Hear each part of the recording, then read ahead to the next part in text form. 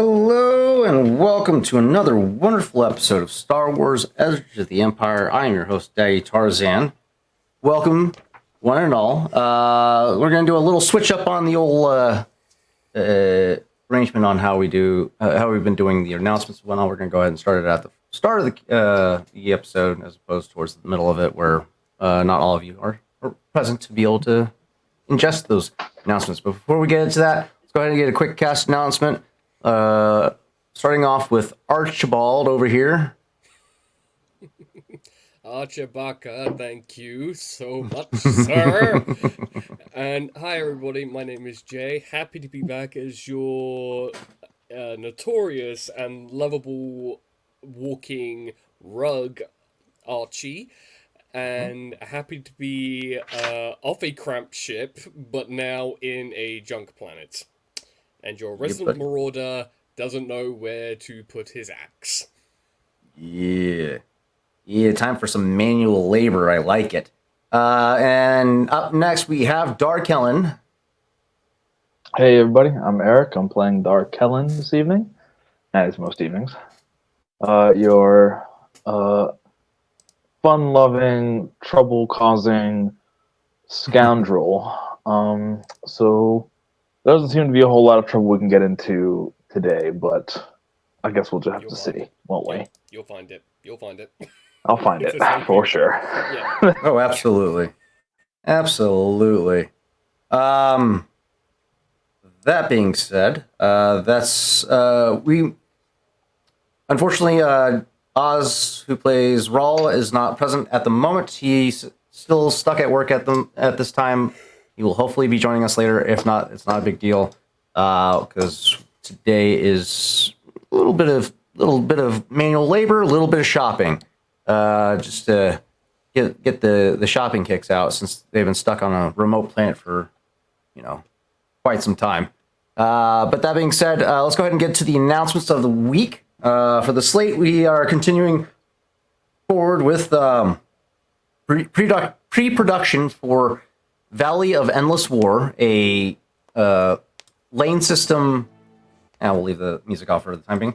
Lane-based TTRPG, still based in D&D, I believe 5e, if not 1, or whatever 2024 is. But it's reminiscent of League of Legends. If you're familiar with that system, it's a tower defense platform. Very, very fun, very interesting idea that one of our own, Sidemite, is planning to run.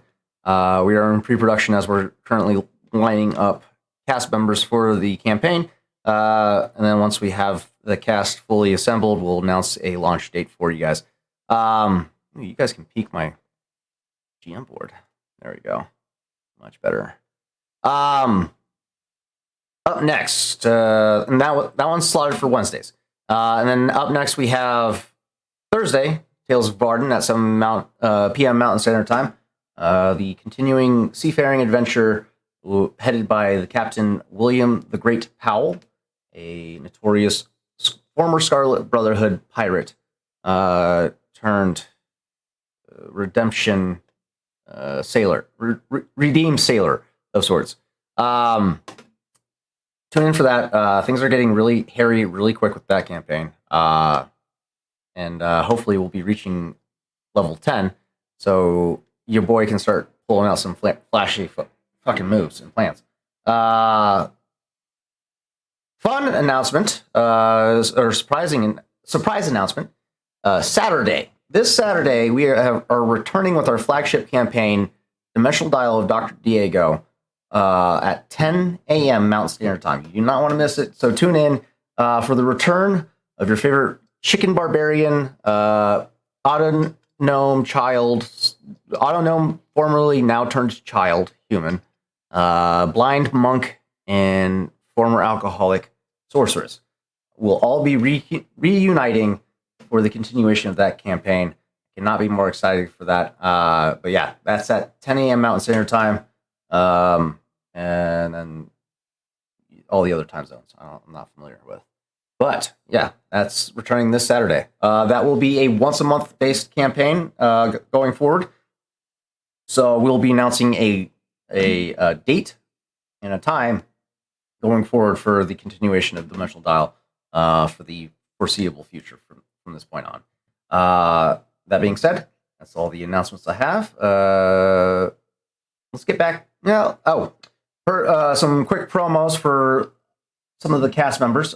Chris Claybeard, if you are interested in having your own personalized pottery done, you can commission Chris Claybeard to commission or to produce a unique piece of art for your everyday use. This one's a little mug he made for me. I had a coin, but my cat decided to be an asshole and drop it off the counter and shattered it. But that's what ceramic glue is for. And then what else? Michael St. Gregory, the producer of this group, is a phenomenal artist. He's designed all of our layouts for every campaign. So Star Wars, what you're seeing here, he's produced. If you would like to commission him for your own TTRPG actual plays for Twitch or other platforms, please seek him out. He's a phenomenal artist, talentedly gifted, and great individual overall. Highly recommend him if you need to get your actual play off the ground with some cool artwork. Then finally, Start Playing Games. I am a commissioned game master for. If you would like to have your own Star Wars based campaign, you can seek me out on there at startplaying.games/GM/Tarzan 82855. I offer a wide variety of options for your consumption. One shots for $5, adventure modules for $15, a whole campaign personalized for $25. You can find me on startplaying.games at startplaying.games/GM/Tarzan 82855. Other than that, that's all the announcements that I have. Let's get into this gosh darn campaign because we got some stuff to do. We last left off with the group arriving on the planet of Raxus Prime, a junkyard planet that also acts as a central base of production for the Empire's fleet. Majority of the fleet's production. This planet is heavily occupied by the Empire, which two fugitives of the Empire were not too fond of being brought to, but the crew managed to talk them down. At least the captain was not as agreeable, but Dr. Krutala was a little more logical about the whole situation. But upon arrival, or before their arrival, they discovered a little treat. One of their passengers is traveling with about 100,000 credits of Mandalorian Beskar, a rare metal produced and forged only by Mandalorians on Malachor, or Mandalore. Malachor is a whole different planet. Mandalore, and resisting temptation left that revelation in the content or the confines of the bag that it was discovered in, and brought that information to light to the rest of the crew. Dark Helen is the one accredited with that little espionage mission. The crew managed to enter the atmosphere of Raxus Prime by way of transmitting transponder codes that validated them being a crew of the Empire, thanks to their benefactor, Killbolt, who sent them on their way on a new ship that's no longer the Nothman Chimera. It was a sad day for the Core Atlas crew, but they need to dilute their heat because they've been attracting a lot of ISB attention as of late. With that, they managed to get into the atmosphere, but were detected by Imperial patrols as they began to deviate from their course in a valiant effort to try and make it look authentic, but still wasn't believable enough to the veteran pilots that were overseeing the landing operation. They were pursued into a canyon to the east, or no, the west, and with some crazy turn of events, dove into a underground tunnel and managed to pull off some phenomenal piloting, despite the tight corridors and turns, destroying 2 pilots in the process of traversing the tunnels, and destroying 2 more upon exiting after the crew, after Rawl came up with the idea of launching a fuel cell out the airlock or out the gangplank and collapsing the mouth of the tunnel, which proceeded to create a cascading wall of debris that crushed the other 2 pursuing pilots. The crew arrived at the scrap heap point, excuse me, where they met with Norda, the general overseer of the base of operations on Raxus Prime for Isotech. The crew then got situated on the base in their thoroughly camouflaged landing bays and bedded down for the night, as they were very much deserving of a needed rest. And that's where our story picks up.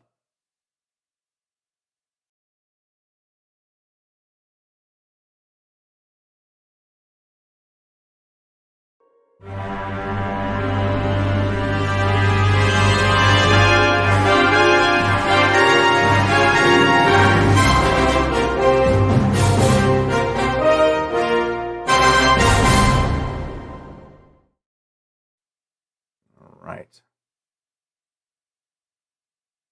Soon after finding rest within the what's this place called again? Let's see. Crushed Courier. A old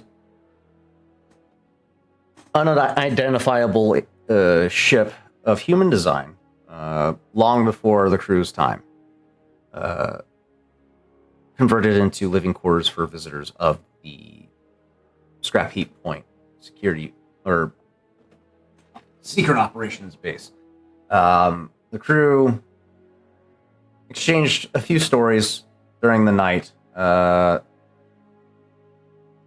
to find some common ground between one another, especially with Captain Rel Harsal being as overtly paranoid and pessimistic of the crew, thinking that they're leading him to essentially betray him at some point in time. But overall, the conversation seemed to turn out for the crew's favor, as Arsal revealed some of his history fighting in the Clone Wars, or fighting in the Separatist Wars, only to be chased out to the fringes of wild space and forgotten. Archie exchanging horror stories from his time during the Clone Wars.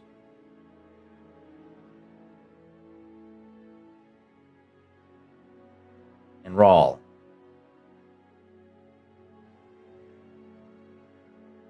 seemingly able to empathize, but correct me if I'm wrong, he didn't share any stories from his past, did he? No, he decided against to share that he was from Dathomir. Hmm. But he chimed in and empathized with everyone in his own way. After a moment of this exchange, each individual retire to their own personal quarters for the night.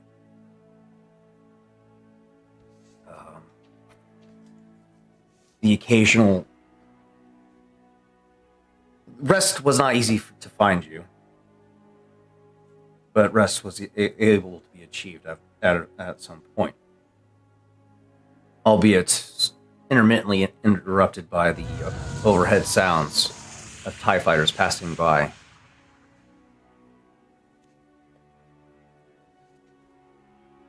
You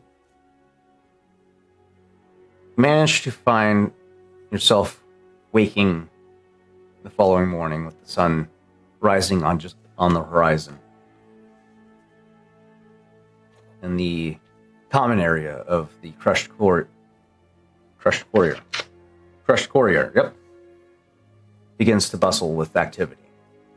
I would imagine at this point in time, Archie would be quick at work, rustling up some breakfast, as a Wookiee has a massive appetite and needs to be sated. And he knows how to cook.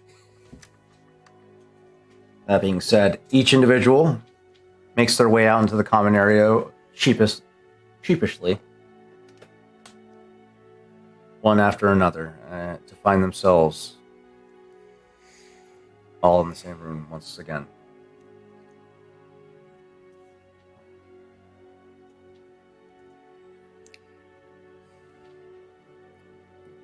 Raw. I've essentially made basic porridge. There's not, because it's basic amenities. It's not exactly over the top. Is there a performance check? Oh, speaking of which, let's go ahead and roll our luck points for the day. If someone minds sharing the table. Already on it. Yeah, buddy. Okie dokie. Luck table. Alright, there we go. All Yeah. right. Yeah, Starting strong. luck point. Dar, you're killing me! I think that's 3 sessions in a row now. I'm going to be honest. Yeah! What's going on? Come on, Second. better! Hold on. My web browser just crashed on me.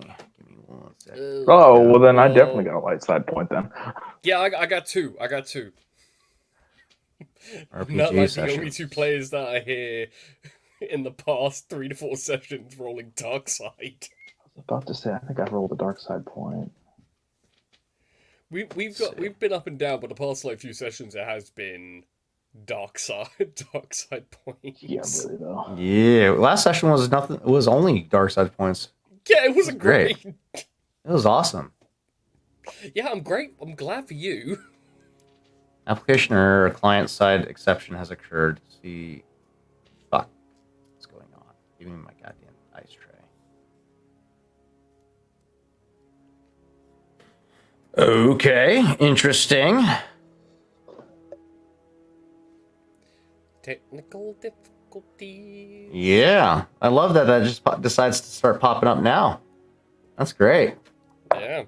I was just in there just fine just a second ago. Now all of a sudden, nope, not gonna work. All right, nice games. Let's go into another game table. Let's see. Okay, I can get into another game table. Why can't I get into Core Atlas's game table? Yep, there it is again. Well, Dar, is it Interesting. all good on? Is it all good on your end? I'm not having a problem with the RPG sessions. Very interesting. Okay. How am I going to do this? I will Let's see. refresh just Oh. to... Nope, Yeah. never mind then. It crashed for you guys too? Yeah, I went ahead and Yeah, decided to I- refresh just in case, and it crashed for me as well. Yeah, and I refreshed, and everyone's. Oh, you guys are getting the same message, yeah. Oh Yeah. boy. All right, give me 1 second. Let me see if there's a notice posted on the forums. Because if that's the case, we might have to cut this short because we can't exactly run the game without the table. Yeah, buddy. Known bugs. Let's see, announcements. Still seeing sporadic. Discord Discord API. This was posted a long time ago, so nothing new, it looks like. Did we just have a server-wide crash? Interesting. I just posted on the Discord of like anyone else having issues with their tables ? Apologies everyone. Not entirely Yes, sure what's sorry. happening. This is very Yeah, interesting. no, I literally came out, came back in, same thing. See browser console for more information. Yeah, I was joking about Dark Helen finding trouble, but Damn it, Dar! Everybody try logging out and then logging back in. Maybe that might work.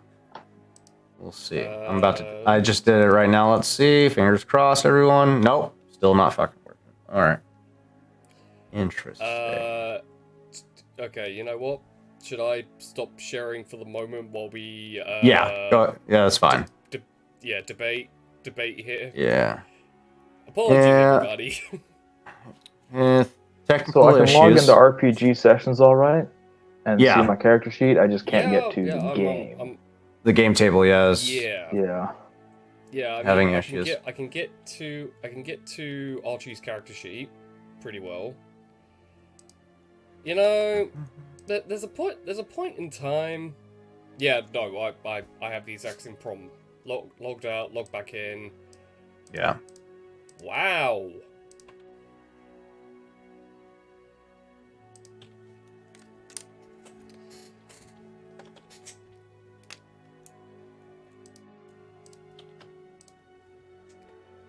Did you screenshot that message?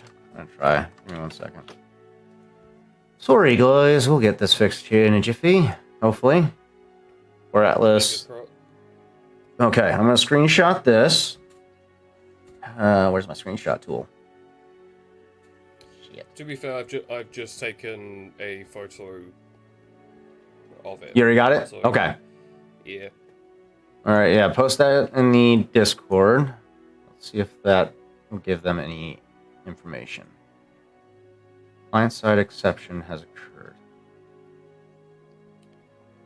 Yeah, guys, you're watching us try to deal with everything in real time. Yep. Gotta love these surprise crashes, man. I mean, to be fair, this doesn't rival the soundboard having the... Deleting everything?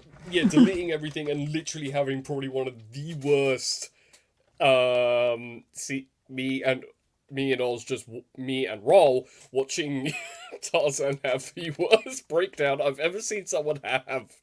I was very distraught that day. That really upset me. To be fair, me. you had every right to be distraught. That's the thing. I was very upset about that. I was like, are you kidding me? Yeah, having to do everything from the ground up again. Having to rebuild my entire tool set. Yeah, that was not fun. Okay, got it. We're going to share. Where's the sharing tool? Share. Sharing is indeed caring. Yeah, buddy. Yeah, buddy. Okay, so it's...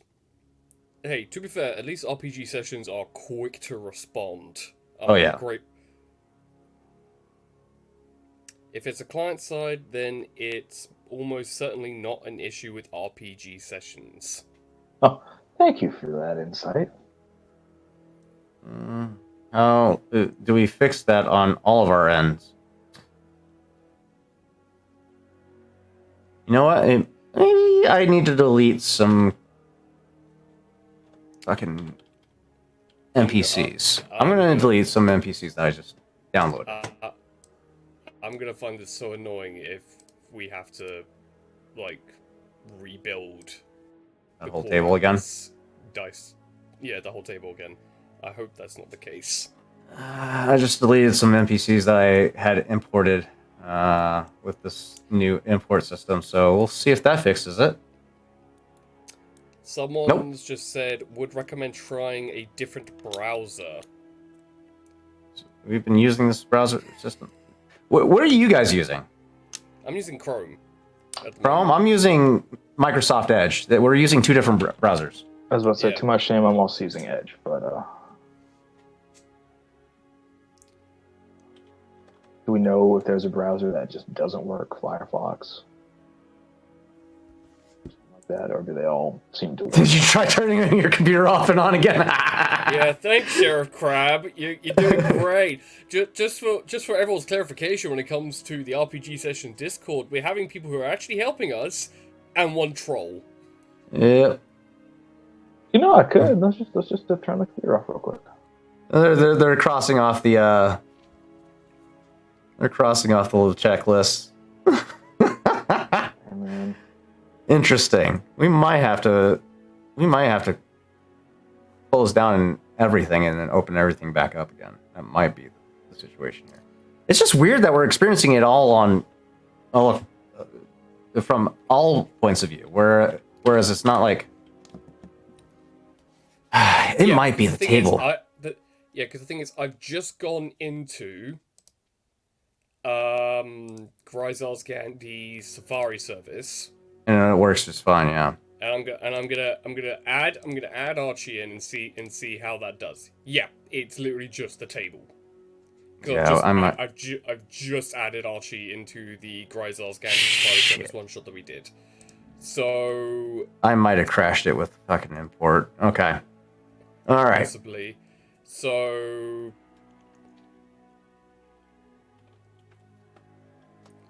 thanks, Copper, for logging in. I don't think we need I don't think we need another troll. Thanks, Copper. Let's see. Just use the new import system to pull in new NPCs. What is this new import system called? What did I use? If that's the case, how long does it take to rebuild like a brand new table? Not crazy long. I just have to import all my NPCs all over again. That might cause another potential. Oh, not import. I already have them in my library. I just need to pull them into the table. Give me 1 second. Let's see. I got to figure out what this import is called. I use StuGoff. Okay. StuGoff is what I used.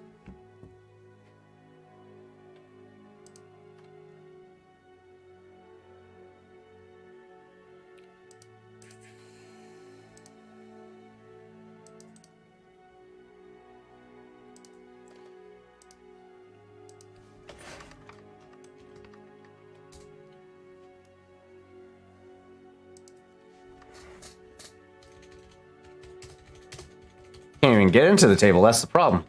Let's see. Give me 1 second. I'll post that here. Yeah, Sorry for all the technical difficulties, guys. We'll get this fixed out here shortly. I have. But it's not something you'd be able to fix if with a page refresh. So he has to go into it manually and fix it. Wow. Okay. So yeah, okay. Cool. Yeah, sometimes these new features will cause bugs to crash the table. Thankfully, we don't have to rebuild the entire table all over again. That's good. I guess we. To be fair, do we call it because we don't know how long it might take them to fix it. The last time it didn't take them too long to fix it, but we'll keep. For the time being, this will be a bit of a hangout stream for you guys.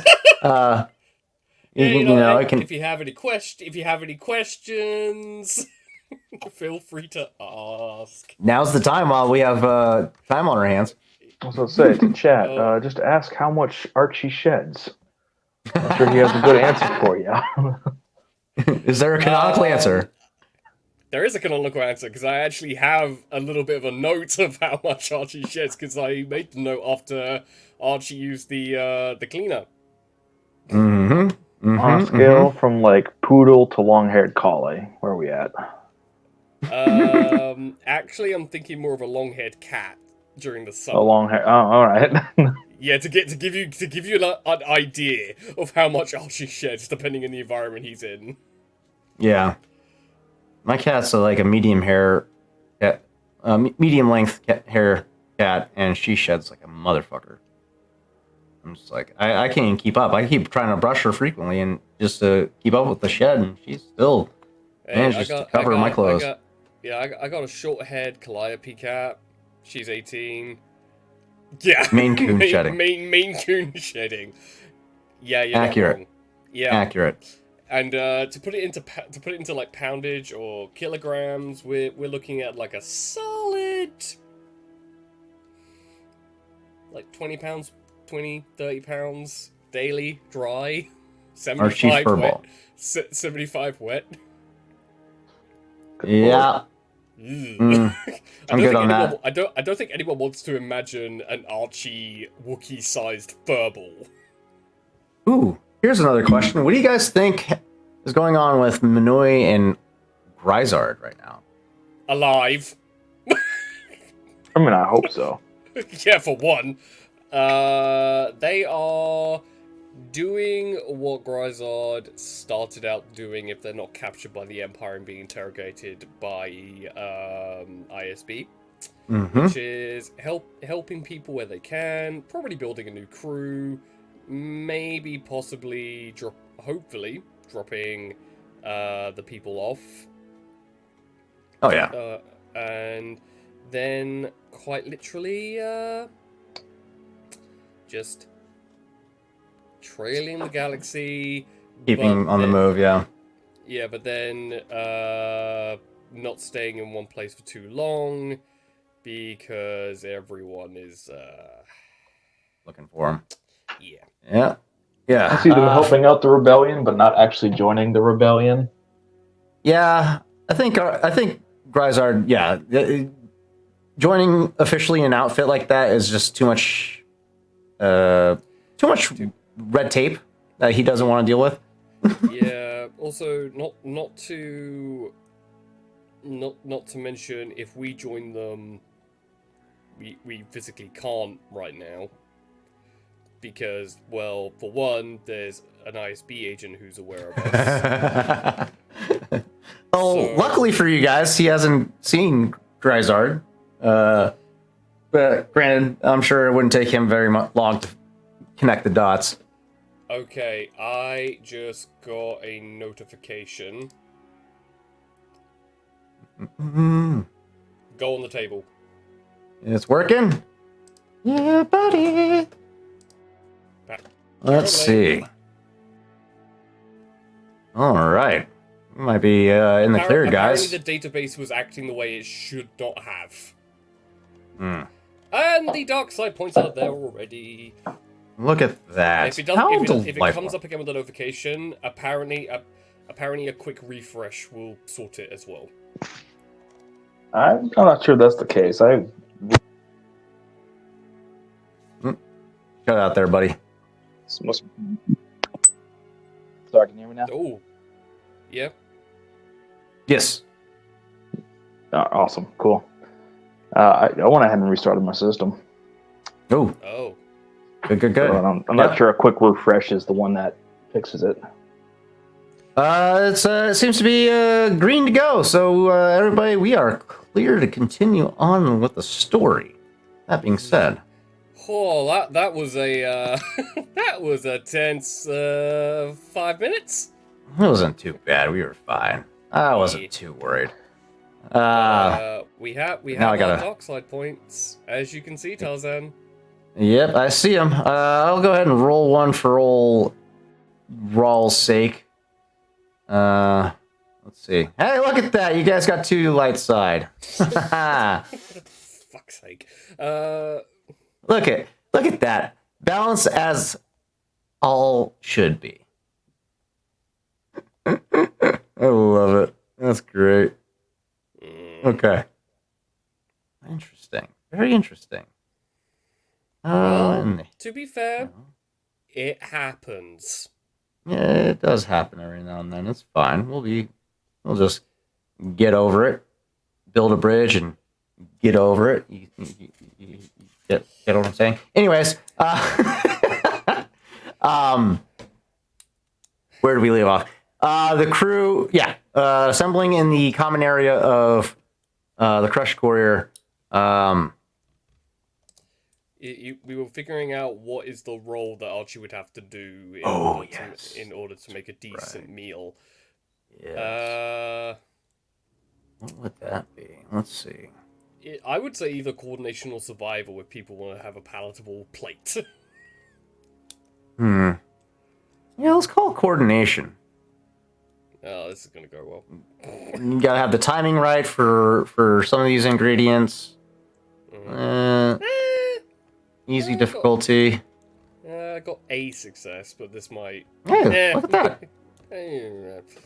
All right. It's literally porridge and spiced Corazon toast. It's not exactly over.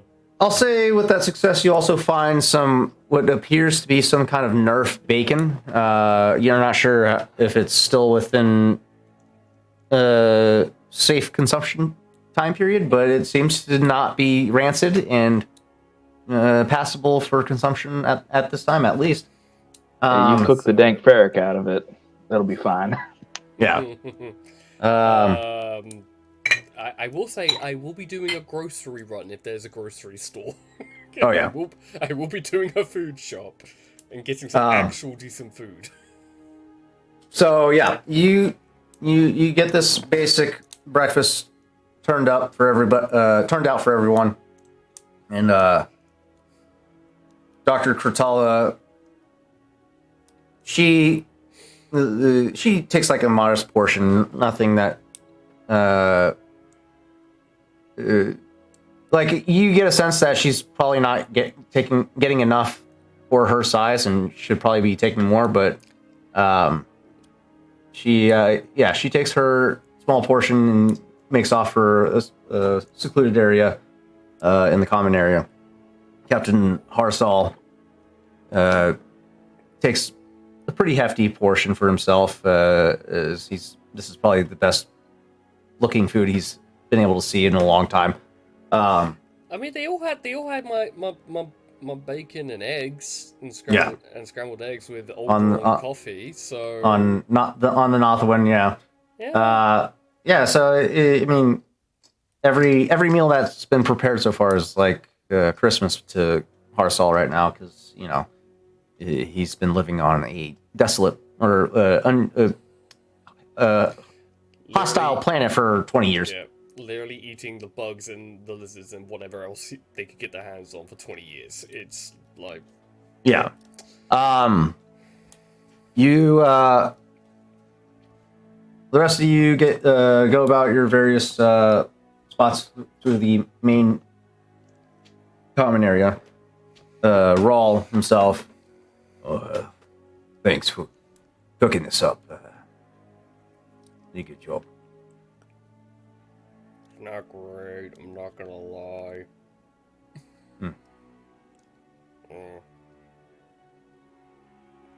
It'll serve better than some of the other slop I have eaten in the galaxy.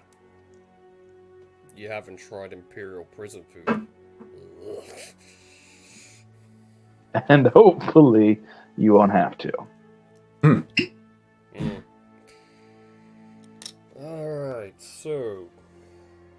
stuck here for a few days until your contact pointing at Rawl shows up. So we get paid, new ship. Is it there was a market kind of area? Yeah, that Norda guy took us through the ship earlier yesterday. Showed off the laboratory area that Dr. Kurtala will be working in. Look at that. Pretty expensive toys out there.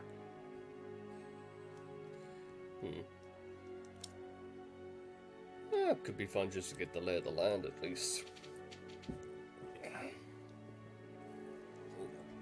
So,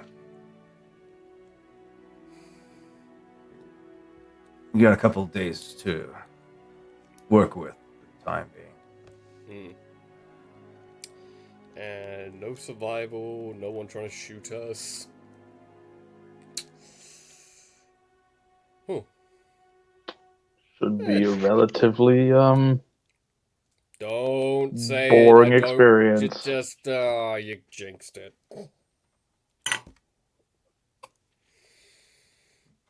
The two of you's Well. relationship is very unique. He gets in trouble, I pull him out of trouble. It's not that unique. He gets in trouble, I shoot his way out of trouble. Shoot our way out of trouble. Mm-hmm. Well, usually when I get in trouble, there's a good reason. When he gets in trouble, it's because he's being a dick. Well, we got a couple days Easy on our come, easy hands go. to work with. So, what's the plan here? What's the play? Well, 1, replacing gear that we lost. 2, food. 3, seeing the lay of the land, I guess. Order that. Need a ship first. Well- Scratch that. Food first. I agree with that. Eventually, we need a ship because I don't want to fly that shuttle out again. I don't think that shuttle's going to be leaving this that particular hangar anytime soon, to be honest. No, I agree. But Yeah. Because flying We in should here, probably- there did seem to be a lot of junkers around. Maybe we can pick something up. Yeah. We should try and find that locator beacon on that ship. Throw it onto some skiff or something. Drag it away. Drag its signal away from here. Probably a good idea. I mean, you did speculate that it would be on the outside rather than the inside, and now we're in a breathable atmosphere, so could take a in between doing shopping run, as it were, be able to have a little crack at it. Yeah, I can. I'll handle that. You guys go about. See about helping out, or about shopping and whatnot. Maybe get some more insight on Norda. See if he's on the up and up. Well, heavy lifting, talker. Just point at Dar. Star Shrug. Yeah. We play to our strengths. And if there's any way we can get some extra coin, I think someone said something about some jobs here and there. We got some time to kill, so I'm not opposed to it. Yeah, Norda mentioned some work, so we can make some more credits while we're here. That's probably in our best interest since we're down a ship. I don't know about you, Archie. I know a way to make a good chunk of credits. I just look at Dar.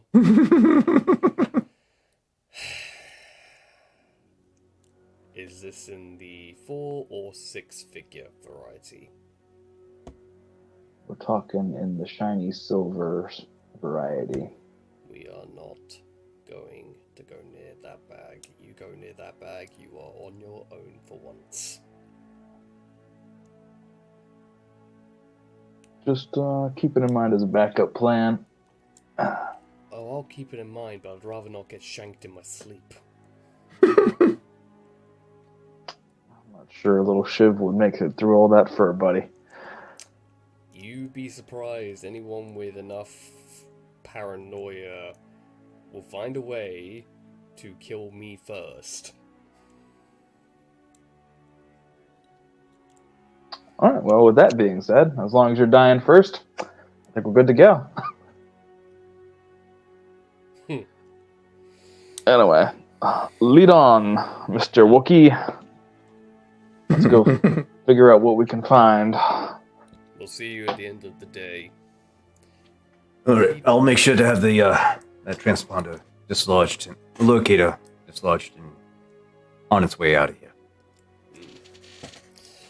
So Awesome. yeah, Archie is going to grab his heavy blaster pistol and make sure it's holstered.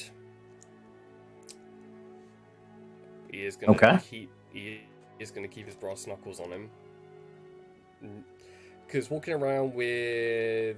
Oh, he's also going to take his vibro knife. Like standard light, in case things get a little hairy and that sort of thing. Because a vibro axe, a bowcaster, and a force pike is kind of pushing it. So, if you're familiar, force pikes do collapse into a baton, like about a 12-inch long baton. So they are retractable. In that case, force pike. Yeah, those things are pretty nifty. Yeah, I don't think I could walk around with my vibroaxle bowcaster because that is just asking for trouble. I'm just trying to keep. Well, if you're aware, Nora did say that any scavenger activity does attract, or not attract, but if the Empire does discover any scavenging activity, they will shoot you on sight. So, I mean, it's up to you how armed you want to be. But in that case, I'm taking my bowcaster and just throwing it over. I mean, you can leave some gear. That's fine with me. I'm just saying. The only thing that's remaining with my pack and my field kitchen is my vibro axe, because everything else is kind of like I can have on me without it being cumbersome. The only thing that's a little bit cumbersome is the bowcaster, but that's just being shouldered. Yeah, so, easy enough. Yeah, you decide that you're gonna travel a little lighter for this little trek, just for shopping and maybe taking on whatever odd jobs that Norda has in store for the two of you. Yeah. After Rawl finishes his breakfast, he begins to make his way towards the hangar bay where the Imperial shuttle is located, and immediately starts to go to work on that. And the two of you, before you make it out, make your way out there. Is there anything you guys want to convey to Rel and Kratala before they move on, or before you move on, or you just leave them up to their own devices? I just look at the doctor and just go, I get that you're excited and that you actually get to see technology and the works, but don't lose sight of your own personal care first. Thank you. I won't. And additionally, on top of that, I'll just move like a portion that I put aside and just like actually eat your fill. Don't take a moderate amount. She'll give a slight chuckle and continue eating the additional portion that you move her away. Yeah, and I look at the captain going, there's not a lot I could say to you in this exact moment that's going to stop you from, 1, calculating exit routes, 2, trying to figure out who's the first person you're going to shoot if things go haywire, and 3, how you're going to survive. So I'm just going to say, just think before you pull your blaster out. I'm always thinking. I know, that's the problem.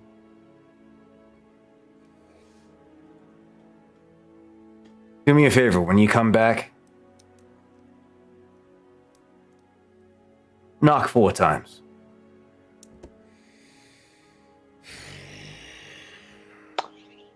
I don't want to get shot, so Captain, you have our word. We'll knock 4 times. Good. And if he doesn't knock, I'll just walk forward, and if you shoot me, then I'm not going to be responsible if you go flying across the room.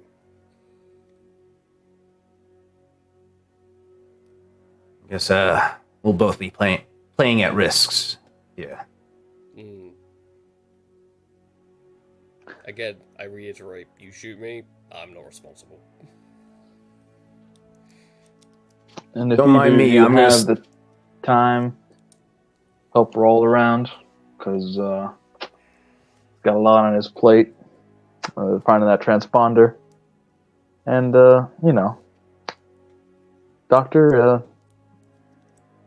you know, in case you need to get away from work for a little bit, you know, Rawl enjoys chatting. You know what I It's at that point that Archie is pushing Dara out the door. I thought you were gonna put your own moves on the doctor. Was like, oh shit! No, it's literally like Archie's on the exact same line. He's like, "We'll see you at the end of the day." And it's like pushing.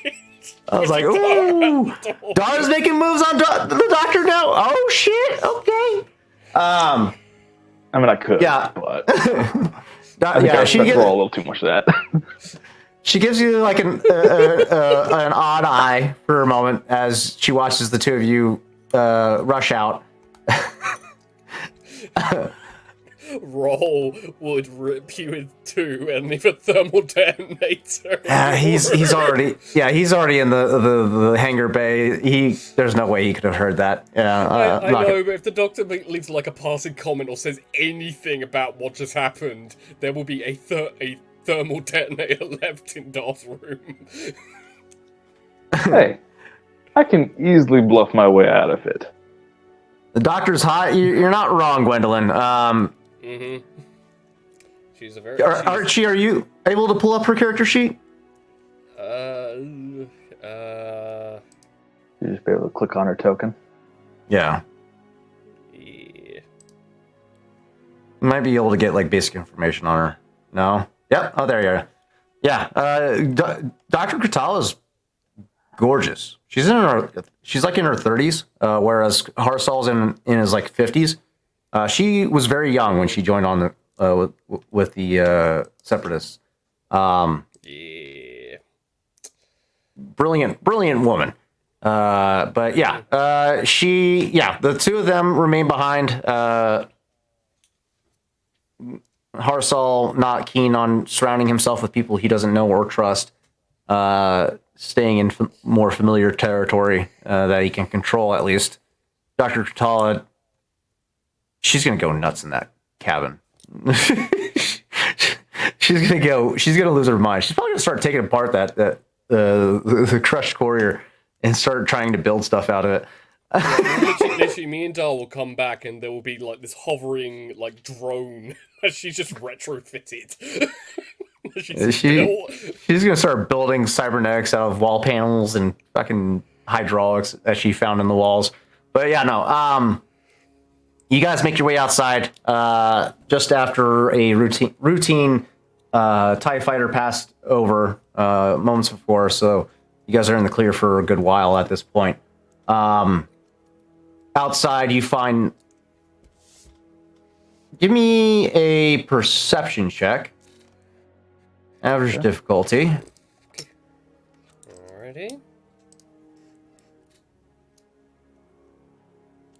All right, that is okay. Dar, Archie, you're locked in on Dar, trying to force him out the door after that little exchange. So you're kind of staring daggers at Dar in this moment. Whereas Dar, your focus went from the doctor to the exterior of this ship, and you're getting a full picture of the immediate surroundings. A massive heap of junk in front of you that's in the shape of a massive oval, from what you can tell, where a lot of the crew is currently emerging from at the moment, from what seems to be some sort of hangar bay. There before you spot Norda giving out various commands to the various workers and droids that are moving about this plot of land. Off in the horizon, you're able to spot several crafts off in the distance. What you can only assume, with your experience, are skiffs, junk skiffs that they use to transport various goods or parts that they scavenge. And they're just off in the distance in multitudes of locations. And yeah, the two of you begin to make your way towards Norda after recollecting yourselves and gaining your bearings. Seems like And we then- got quite an operation going on here, Norda.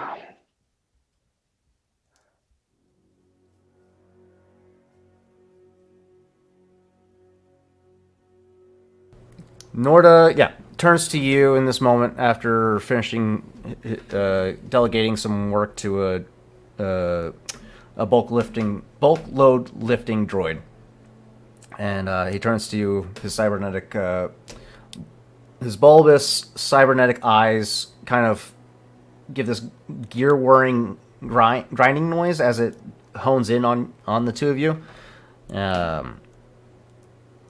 With that perception check, at this range, you spot the surrounding areas around the cybernetic eyes. Has been the flesh has been chemically burned a long time ago. The skin's skin has the flesh in the area has regenerated at this point, but the scarring is very reminiscent of chemical burns. And yeah, he looks at the two of you. A smile, what you can only assume is a smile from this tubular-like protrusion of a mouth, as he sees the two of you emerging. Yes, thanks. We do what we can with the salvage that we find in this area. Good to see you guys on your feet. I hope you guys rested well. You guys, looking to get some work, or do some shopping? What's the plan? What's your guys' agenda? Shop first. Find supplies. If you have any decent, ingredients for food. Potential areas to find at least a decent working ship. Like one that can house, say, 10 to 12 people at any given time, because we can't exactly use the shuttle we came in, because obvious reasons. Right. And then work. Okay. That's good and fair enough. Not gonna lie, I was a little suspicious to trust you with, you arriving in an Imperial shuttle, but, looks can be deceiving. That being said, what sort of goods are you looking for? You said you're looking for food? Food, look at the food, weapons, armaments. Okay. That sounds about right. Anything unique that we wouldn't find on the market. Because we got a few things of our own that we want to trade. Okay. Okay. So, food,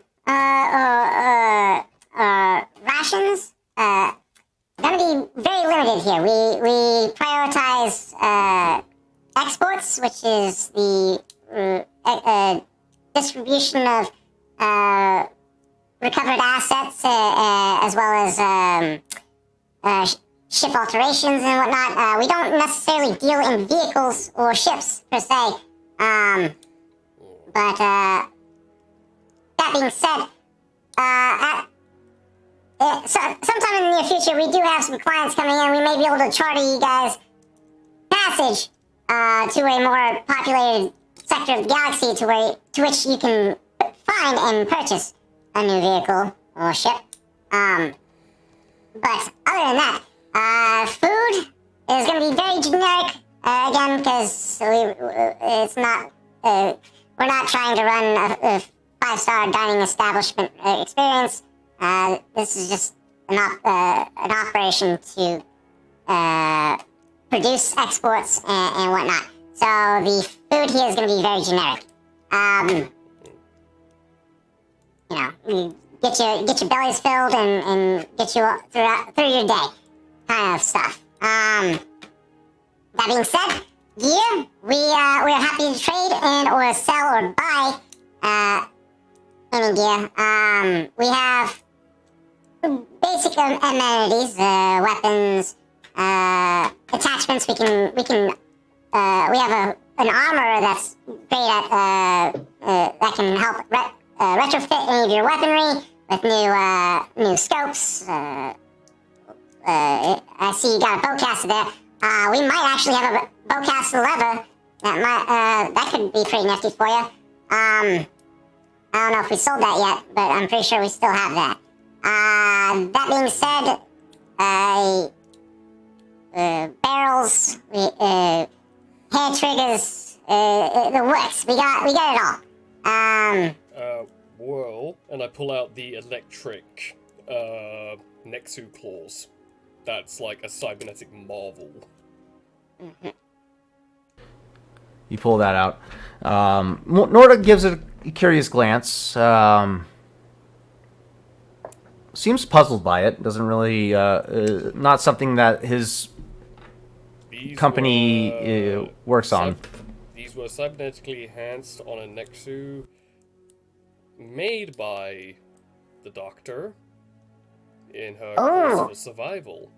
So these might go for a quite high credit.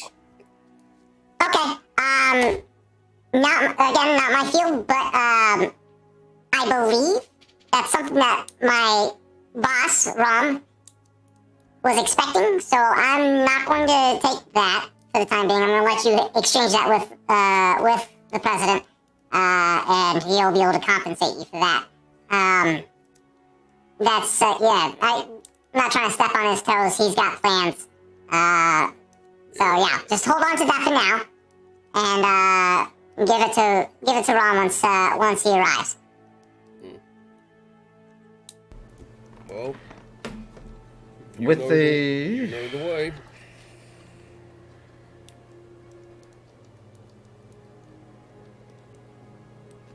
Out of the two of you, who has the best vigilance? I have a proficiency in vigilance. I do not believe I do. Oh, I do have a. Oh, I do. It's a skill thing apparently. 2 yellow, 1 green. Ooh. Yeah, so Dar Nice. would have the higher one. Yes, he does. All right. For some reason, I lost one of my NPCs. Give me one second to get them back. NPCs. I didn't think I had vigilance. Well, I mean, as a smuggler, I'd be surprised if you didn't. There it Oh, I is. mean, I put most of my points in skullduggery and deception. I don't know. Hey, you can deceive someone, but anyone he who can is. deceive someone knows what to look for. Game All right. recognized game level. There's That Norda. is- Okay. That is true. You go ahead and roll that vigilance for me. Right. And he's going to roll this.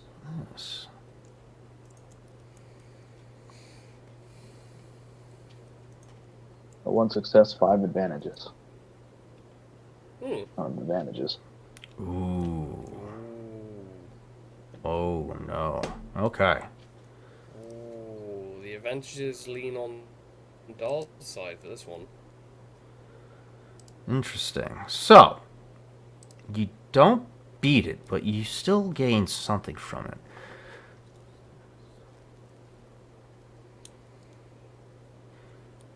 When he mentions Rom, you gain a sense of uncertainty. Like he's hanging on something, but that's with that roll. That's all you're able to get. There's just a level of uncertainty from Rom when he mentioned Norda, or not Norda. You get a sense of uncertainty from Norda. Mentions Rom. Yeah. And Yeah. just as a quick brain fart, Rom is our contact we're meeting. Yes. Yeah. All right, cool. Norda told you that Rom was on his way. Couple days out. Yeah, he was a couple days out. But when he mentioned Rom just now to you, you get a sense of uncertainty from Norda. Got it. That being said, he begins to lead you guys towards the interior of the ship, where the rest of the crew has been emerging from, towards their shop of sorts. I'm going to hold back and walk a little bit behind Norda with Archie, and after we get started, once we maybe let Norda get a little bit of lead on us, I'm just going to turn to Archie and say, I don't know what it is. I got a bad feeling about this. You want to clarify that? Not sure that I can right now. Something just feels funny. As Dar says this, Archie has gone from, okay, we're just going to do some shopping, to now I need to know tactically what the hell is going on. Yeah. As he leads you towards the core, towards their base, he points out to a multi-deck freighter off to the. So there it is. Off to the far side of the island, or the alcove that you guys are on. He refers to it as the Bantha Can. That gives you brief oversight of it being the living quarters of all the technicians located here on the planet for Isotech. He points off to the south, past a old derelict YT freighter, indicating that that's one of the two locations of the hidden sensors that gives the base a heads up of when the next patrol of TIE fighters are going to be coming from. And leading you guys to the wreckage, or the junk pile, he takes you to the machine shop. Inside this area, the machine shop holds an array of high-tech designs and manufacturing equipment. It exists specifically to adapt technology or equipment to be installed in customers' ships, vehicle, or gear. The dozen mechanics who work in this shop are technical and engineering wizards from Nar Shaddaa. This is all information that Nord is giving you a quick run-through of. And their work is highly sought after. He introduces you to a human by the name of Rosan Driver. Before we go in and we see all this when Nord is describing it, when there's a pause, I just say, not looking at Dar, but looking at everything else. But then, because I brought Scuttle with me for a few specific reasons, Minoy would have a literal excited meltdown seeing all this. Yeah, Scuttle doesn't say anything, but you get like a whirring of gears that sound almost as if he's like saying, "Aw." Like he's... if a droid could miss somebody, that's probably the sound that you're hearing right now is coming from Scuttle. Minoy might as well have given this guy almost like a protocol droid CPU with the level of, like, animation in his vocal cords. Oh yeah, no, this guy's he's advanced for his model, for sure. And I just look at Dar going, alright, let's get to it. But yeah, within this machine shop, you see a vast array of implementations, both for vehicles, personal gear, ships. Introducing you to the lead mechanic, Rosan. Rosan, this human individual, bald head, burly beard, dark green eyes, and olive skin. This introduces after being introduced by Norda. He's like, "Hey, how's it going? Rosan Driver, lead technician here. It's been brought to my attention you guys are looking for to shop some equipment, have some gear altered.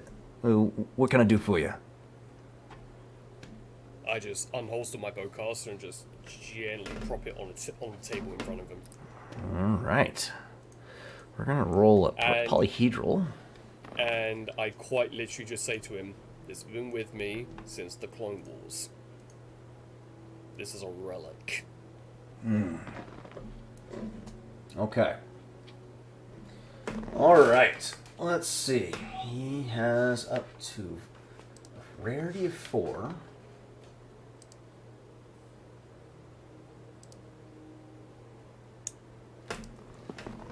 All right. Here's a question. Did we manage to grab Roll's black credit chip? Probably not. Yeah.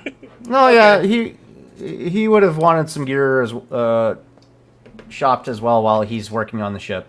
All he has to do is give me a list and which item Yeah. he wants upgraded. Right. But yeah, you point out this bowcaster to him and indicate the significance of it to you. And yeah, Rosan takes this bowcaster, looks it over. Oh, this is fine craftsmanship. Well done. Hey, I'm surprised you managed to maintain it for this long. That is a Kashyyyk original authentic from the Rukuru main city. That's mighty impressive. It just so happens I actually have a bowcaster recocking lever. It'll traditionally these beautiful pieces of equipment single fire.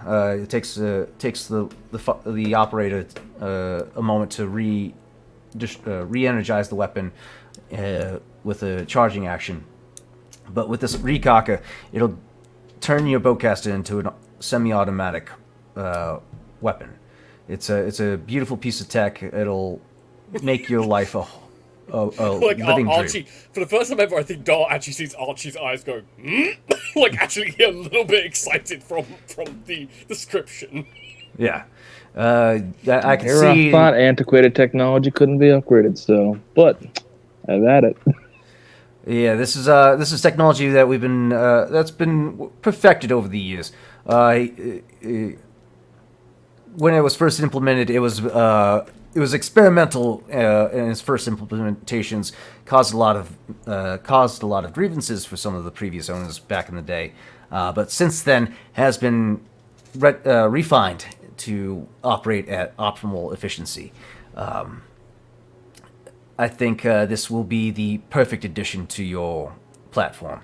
I can also offer a telescopic optical sight, giving you increased range effectiveness with this weapon. I'm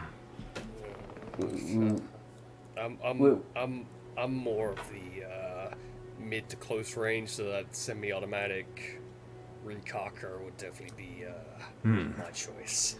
Interesting. Okay. Engaged, close to engaged range. Okay. Let me take a look at my inventory here. You're probably gonna want. You're definitely gonna want the automatic recocker. There is, however, a bowcaster accelerator enhancement that I can do for you. What this little beauty will do for you. Let me pull this bad boy up for you real quick. Give me 1 second. Bowcaster accelerator enhancement. There it is.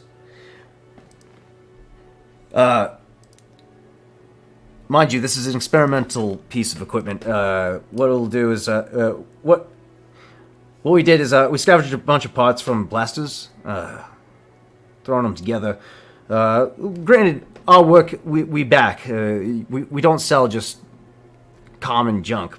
We put some effort into these things.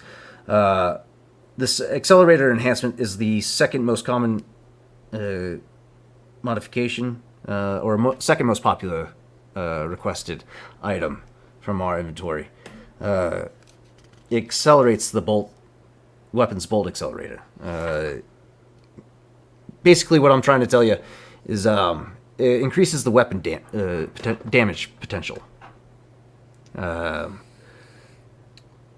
If I'm not mistaken, a bowcaster can only have 2 attachments at any given time, or it just depends on how many credits you can dump into it. What is the hard points for 2. bowcaster? Okay, so yes, unless you have somebody that is capable of altering a weapon's further, yeah, only 2. And how much is the accelerator and the recocker collectively together? Ooh. See, I piqued your interest there. Okay. Because So- I'm gonna make a note so Oz can be aware of Yeah, I got you. of the spending. I got you. 1 second. Because I think me and Dar have a few. I don't know if Dar has any ideas of what he wants to potentially pick up, purchase, or upgrade. But there's 1 or 2 things that I wouldn't mind having a look at. Okay. So.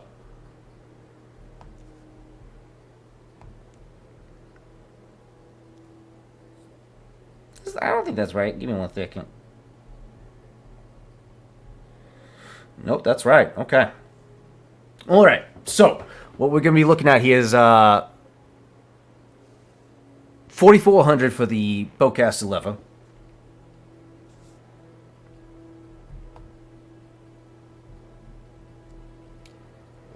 And another 2,200 for the accelerator. If you're gonna purchase the lot altogether, I'll give you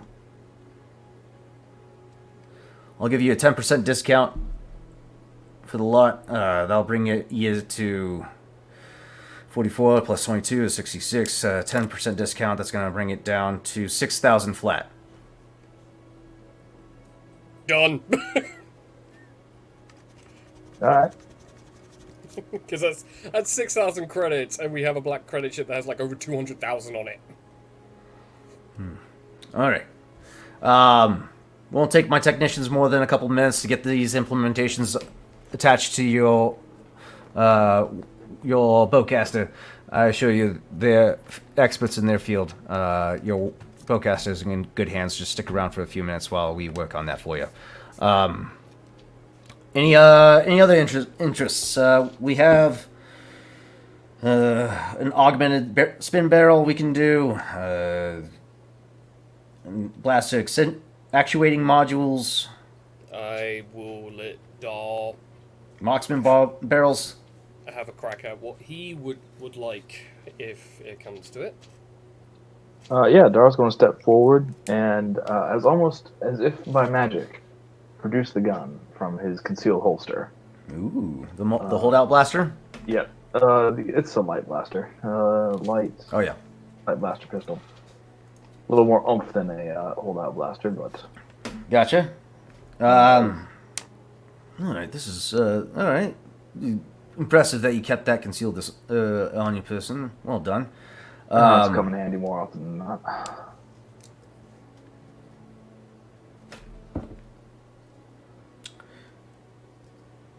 If you're interested in more personal storage, you might want to check out a cybernetics shop. Could have an internal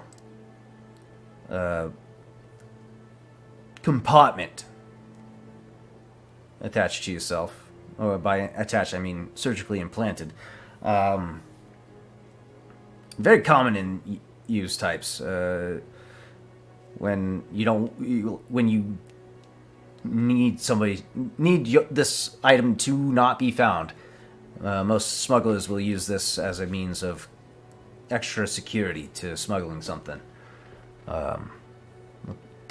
But other than that, we can give this thing let's see. We can give it a filed front sight, marksman barrel, maybe a multi-optic sight. That might do you some good. Spread barrel, not so much.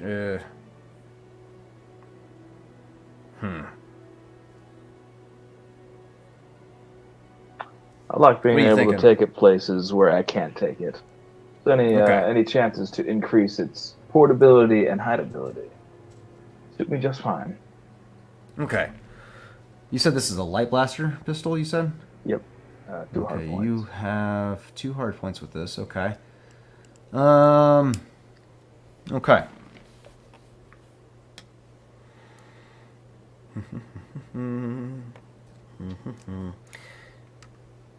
Let's give this thing a shortened barrel, maybe? Maybe a shortened barrel will give you better storage capacity with this, or storage potential. Yeah, you know what?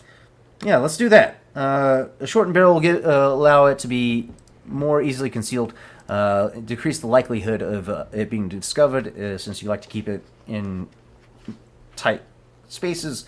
Reducing the overall profile of this weapon would be in your best interest to keep it from being discovered. I actually have an Arakid SB4 stubber in stock that you could utilize. Okay. I'd very much like that.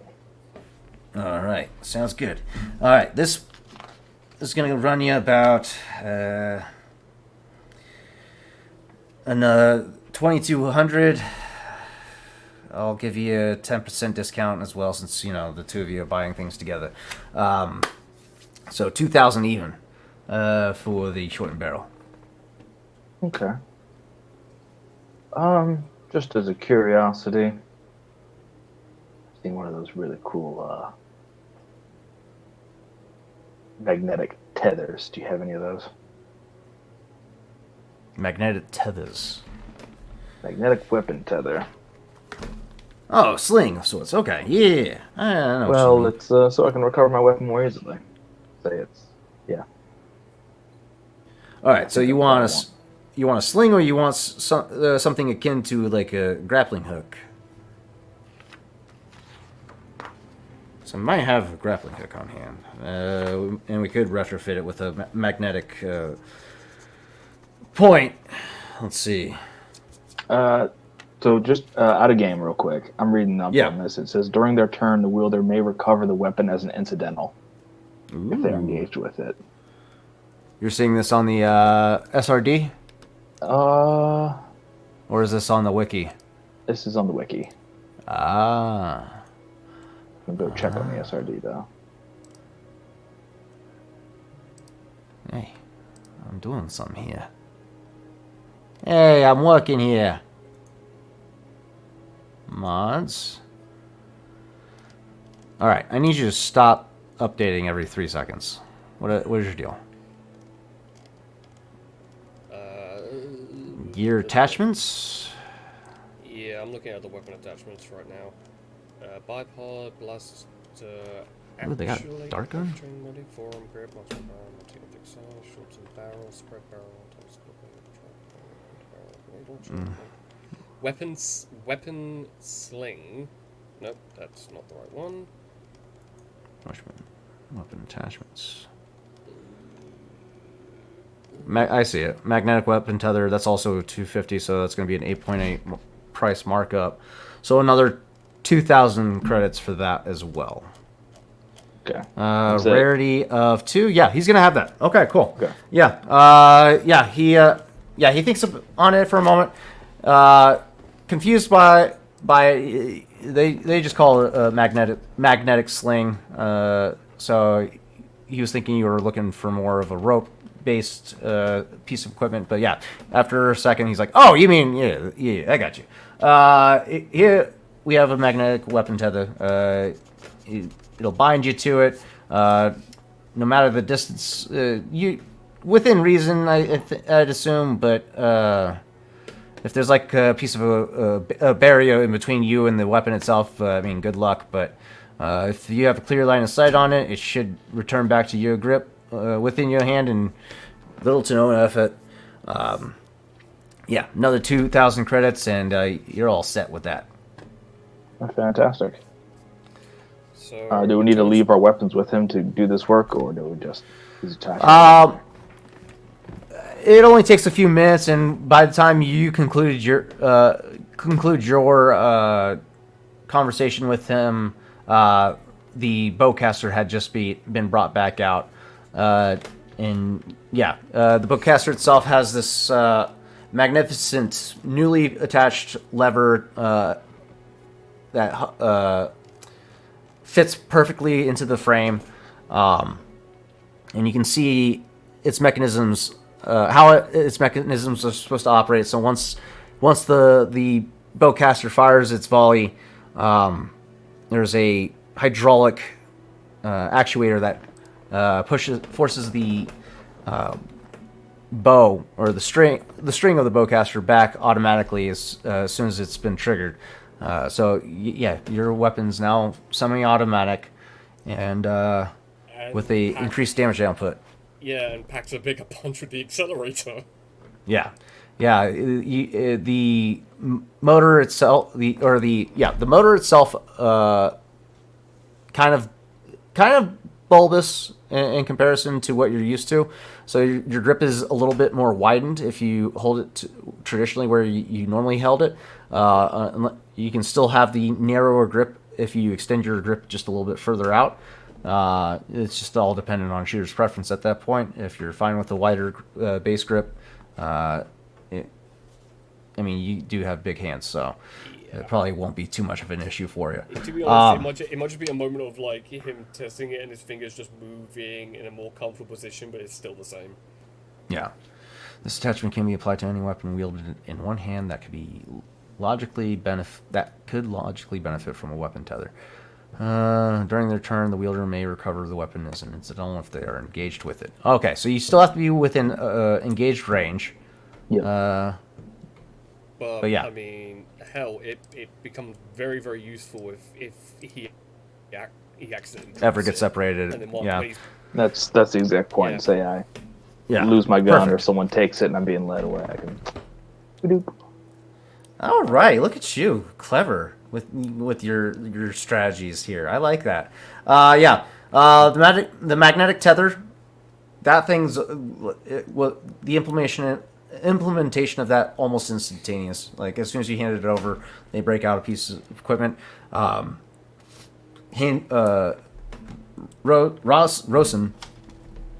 Rosen holds out a bracelet. Or not a bracelet, but like a van brace. Or actually, so you would already have a van brace with a computer chip, with a computer interface in it. So he would hand you a data chip that would essentially, effectively make your van brace into a the base of the magnetic tether. Nice. So yeah, he gives you the computer chip, fits a piece of tech to the van brace itself, and yeah. So anytime you become separated from your weapon, just hit the actuator here. It's gonna power on the magnetic field, and as long as you're within range of the magnetic field, the weapon will turn right to your hand every time. Nice. Just be careful if somebody's in between you and that thing; they're gonna get a nice bump on the head. That's still pretty useful though. Yeah, you're not wrong. You're not wrong. That could. In a moment of complete panic, just yank it towards you and it just hits someone in the fucking face. It could give a pretty good nasty black eye for sure. Other than that, is there any other gear you would like to get your hands on? We have basic amenities as well: breather masks, ration packs. We can give you. We have some emergency med packs as well on hand. Dar, do you think it's in our best interest to get breathing masks? The amount of places we go, I think some breathing mask would not be a bad idea. Yeah, so you, me, roll. So at most 3, Okay. I would say, because Skull doesn't need to breathe. So Yeah. I would say, well, actually, do we have having an extra one in case we're doing escort for a VIP? If we ever get a mission like that, then about 4. Do you think would be a good idea? Like have one extra in case one breaks, or if a VIP needs one. Listen, Yeah, 4 sounds good. being prepared is always the best option. So, that being said, 4 sounds reasonable. We can sell those to you for 880 altogether. Done. Done. Other than that, if you would like to take a look at a cybernetics department, be sure to check them out. Daw, you said your name was? I think that we have something there that you would be very keen on acquiring. Well, I like all my hands and feet where they are. I mean, you You've could. piqued my interest. I mean, you have a big thigh. You could put an internal holster in that. See, Let's see what they have to offer. the Wookiee has the right idea. He knows what I'm talking about. That being said, you're gonna want to go check out the cybernetics department. That they're gonna be. You know, very, very, very quickly, and I might regret this, but I look at Dar going, I'll meet you there, Scuttle, stay with Dar, and I run back to our abode, and I open the door, and I look for the doctor, for a very specific reason. Don't forget to knock! Yeah, I basically go 1, 2, 3, 4. Like, very hard on the door before opening it. You knock on the door 4 times. You hear from the inside. All right, you're good. Come in. I just poke my head in. Is he holding like a blaster at the door, essentially? Give me a hard perception check. Okay. I'm gonna find hilarious if I don't see him, but he's like to the left with like a blaster pointing. Nah, I don't see shit because my mind is for nah.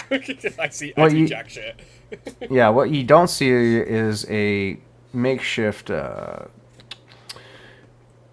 Basically, a makeshift. Did he make a makeshift trap? He made an IED at the door. I just stop and I'm like, I just look at him, pinpointing, and just like. No, you don't see it. I know I don't see it, but I look at him just like, I know you've done something. I don't know what, but I know you've done something. Where's Dr. Katrala? Because I got a shop we're about to go to that I think she'll want to see. Yeah, Captain Harsal is reclined in the chair. He has a smug look on his face. You do spot a contraption in his hand. It seems to have some kind of button, but he just indicates minimally towards her quarters. She's in there. I go and I, this time, gently knock on the door. Yes, what can I do for you? We're about to go to a cybernetics shop. I think you want to come along. Ooh, yes. Yeah, it's like we're about to go and see your favorite toys. Do you want to come? You just hear a clattering of equipment as she just like drops whatever she was doing in there and just starts gathering her shit. Yeah. And also, as she opens the door, I just show her Roll's black credit chip, just going. Spending spree. Like, I don't think he'll mind. She gathers herself up immediately, and as she is about to exit, she turns back and looks at her medical droid. FX, please remain here for the time being. I'm gonna go check out what this base has to offer, and I'll appraise you on my findings once I return. And you hear a smattering of beeps and shrills from the FX medical droid. that you found back on the retreat. And or no, you didn't find. Rawl found. Yeah, she turns to you. Lead the way. And I take her straight back to Dar and Scuttle before we enter into the cybernetics shop, going, I feel the doctor would have a field day, and I don't think she wants to be in the exact same area as the captain as much as, the past 20 years. Okay. So he takes you... Norda takes you to the cybernetics surgery area. Considering we're about to go to a location that the doctor would have speciality in, if Dar wants to get anything done, she can pinpoint what is the best possible cybernetic enhancement that Dar may or may not want as well. Interesting. So, anyway, you said you have something that would be of interest to me? Could be of interest to me? Yeah, that's also the point. If she goes, it's possible, or just like a don't do it, you'll lose a leg. Norda takes the lead once again. Turning to the group of you, he tells you not to stray away from him, as we'll be going to the more restrictive area of the base. But you'll be taken to the pre-op and recovery area room, to where you can peruse the cybernetics that the base has to offer before being put under and prepped for surgery. Here you are presented to an patient room where you can see at least 4 patients awaiting their own surgeries. An FX7 medical droid tending to these individuals for minor ailments. They seem to be like workers that may have been under the weather or just experiencing some type of sickness from being around the noxious fumes of these toxic lakes that you guys find yourselves surrounded by. Good morning. Good morning. I'll come here often. Good to see you. But yeah, you're brought to a desk where you are presented with a catalog through a data pad of the various cybernetics that they have to offer. You can spot the basics will be just the basic names for these. You'll be presented with. We're gonna have to roll for this one. Give me 1 second. This is up to D10. It looks like. Okay. What are we gonna look? What are we looking at? Another 4. Okay. So not overly rare, but rare enough. Okay. So what their current inventory is available is very limited in this moment, as they haven't received their resupply as of yet, as far as like new implementations of cybernetics or equipment to produce new implementations of cybernetics. But what you do see are replilimb prosthetics, both limb and organ.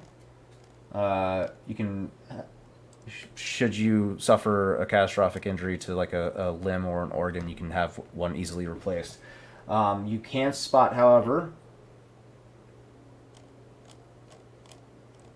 one item in the inventory of implant armor, a cybernetic weapon,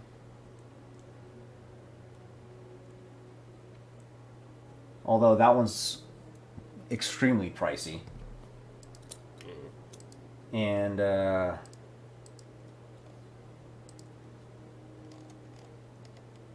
one implantable internal compartments storage. So basically, a hidden compartment within the torso that you can, or wherever you choose, to store something.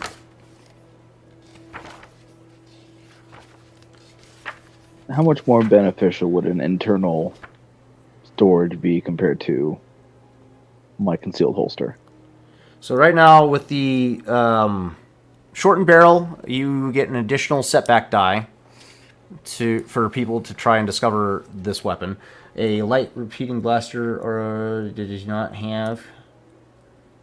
But the holster that you already have. Oh shit. I do have a concealed holster. So right now with the concealed holster that you have, I believe that gives you 2 setback die to present anybody to that tries to observe this weapon. Correct? Yes. So I think that's what I'm Okay. reading.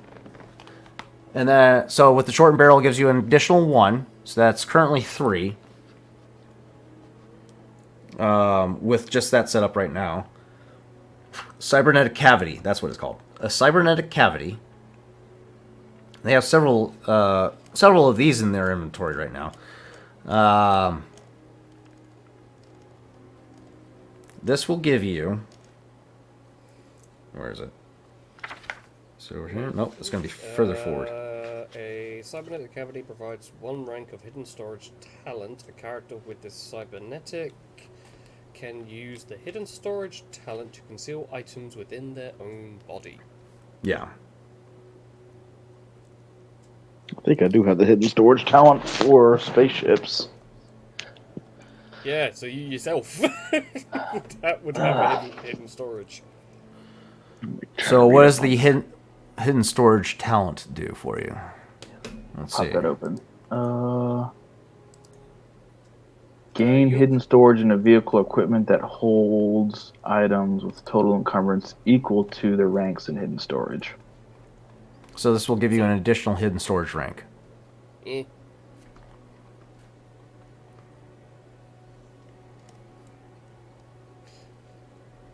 To be honest, I was looking at the implant armor. I'm like, they'd have to shave Archie all his. Oh yeah, you're gonna be hairless for a little while. Yeah, no, it would be like a full year before he'd get back to his like. Oh, yeah. Regular, Yeah, regular you'll be size. bald. You'll be bald for a while. Oh man, he'd have to wear clothes. Ugh. So any checks to detect these compartments have a formidable difficulty. Mm.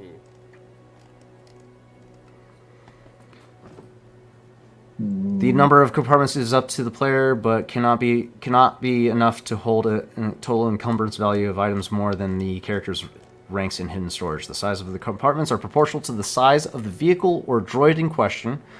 Most humanoid droids can only hold items equivalent in size to a one-handed weapon, whereas a Silhouette 4 starship could conceal humanoids within its compartments.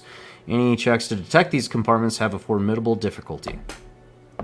So, in order to detect this hidden compartment on your person, they have to roll a formidable perception check in order to find it, as opposed to just a setback. Damn. But with the hidden or with the shortened barrel, it still gives you a setback die to perceive it. So you'll get the formidable difficulty and a setback with the shortened barrel.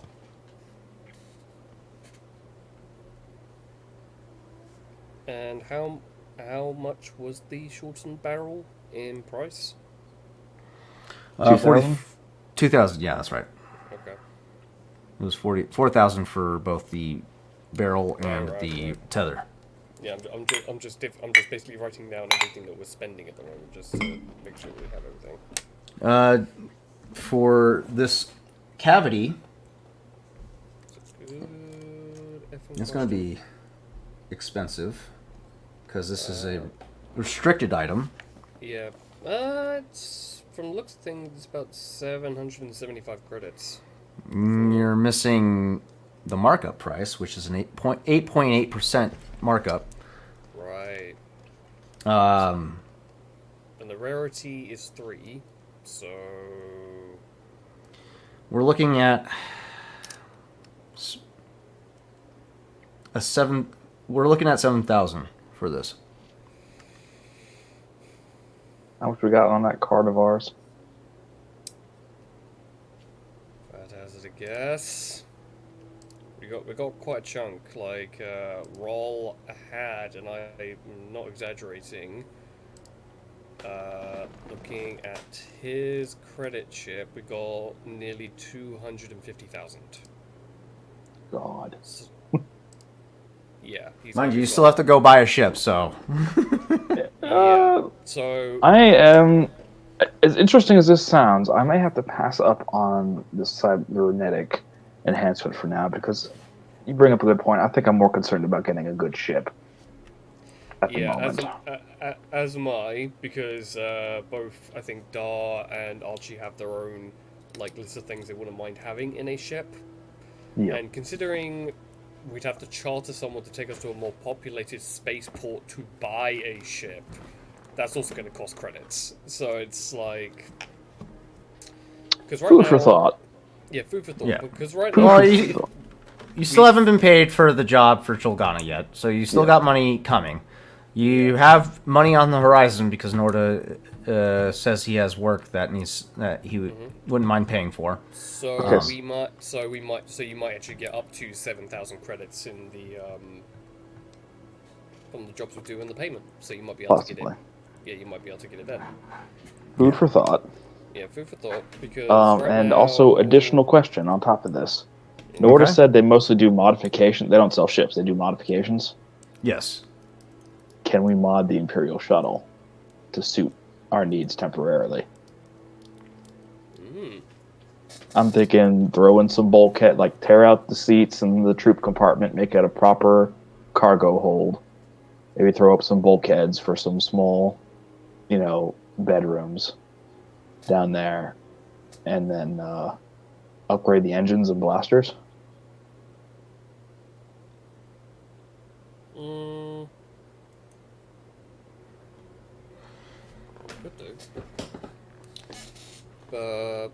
Actually, I haven't looked up the Imperial shuttle, so I don't actually know if we have. Imperial Shuttle is literally a cockpit and a troop transport section. Yeah, there's with not much maybe- room to work with. Yeah, so that thing is a slow moving target. Even if we were to upgrade it, and upgrading it would literally be ripping that thing apart. Yeah. And- If you want to travel at the same speed that the Nothwin was capable of traveling at, you're investing a whole new ship into it. Yeah, so it'd be cheaper just to get a whole new ship. Okay, Yeah. that's fair. You could sell the ship for parts, though. I mean, that's not a bad play. Because what the fuck are we going to use that ship for? I look at Norta at that point, it's like, so that Imperial shuttle we came in, if we were to sell that for parts, how much would that run us? 'Cause that is a top of the line Imperial shuttle, like freshly off the hangar bay level Imperial shuttle. Yeah, buddy, let me pull up the old... So is it shiny? It's a shiny It was a gift from a very gracious donor. Yeah, and the Northwind and the Chimera brought way too much notoriety. Looking at Dar in that moment, notoriety, right? Like it brought a little bit too much. Well, you're bringing up all that information in front of Norda? No, it's no. it's more along the lines of it just brought a bit of 140,000. I would Okay. say- to be fair, we decided to take the gift because at least then we could Let's do... do with what we will.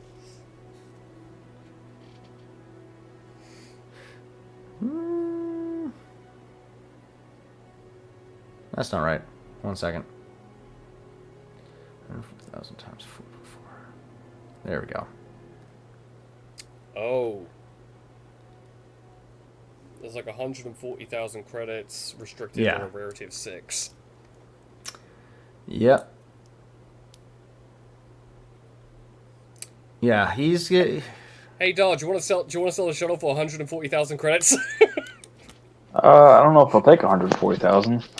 If we can get it for 140,000, they might mark us down though for resale value and all that stuff.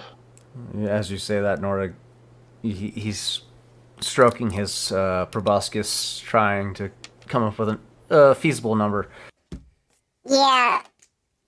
See, taking on an Imperial shuttle is quite a daunting task. And we could strip it down for parts, scrap it, and whatnot. I would need to be able to turn a profit off of this, so...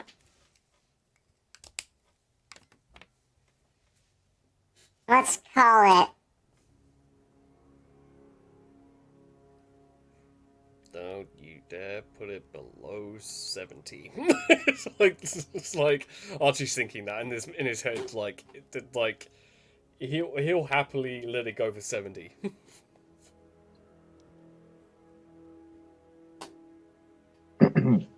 Like I look at Dahl and just go negotiation maybe. It's like just trying to like Now's the time.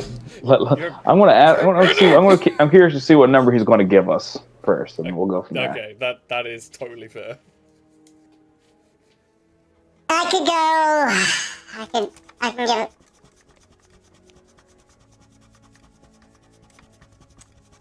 I can take the ship off your hands for...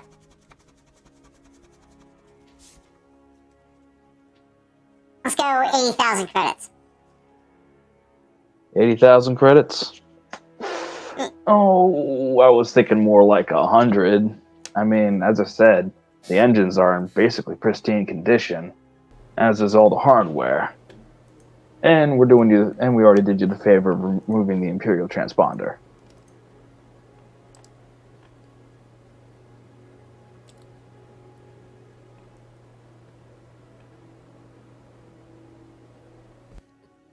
Before or after you arrived here? Obviously, before, we didn't want to track anybody to you.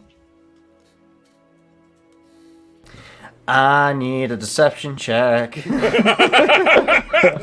As if. Yeah, just a little bit. Woo! Oh!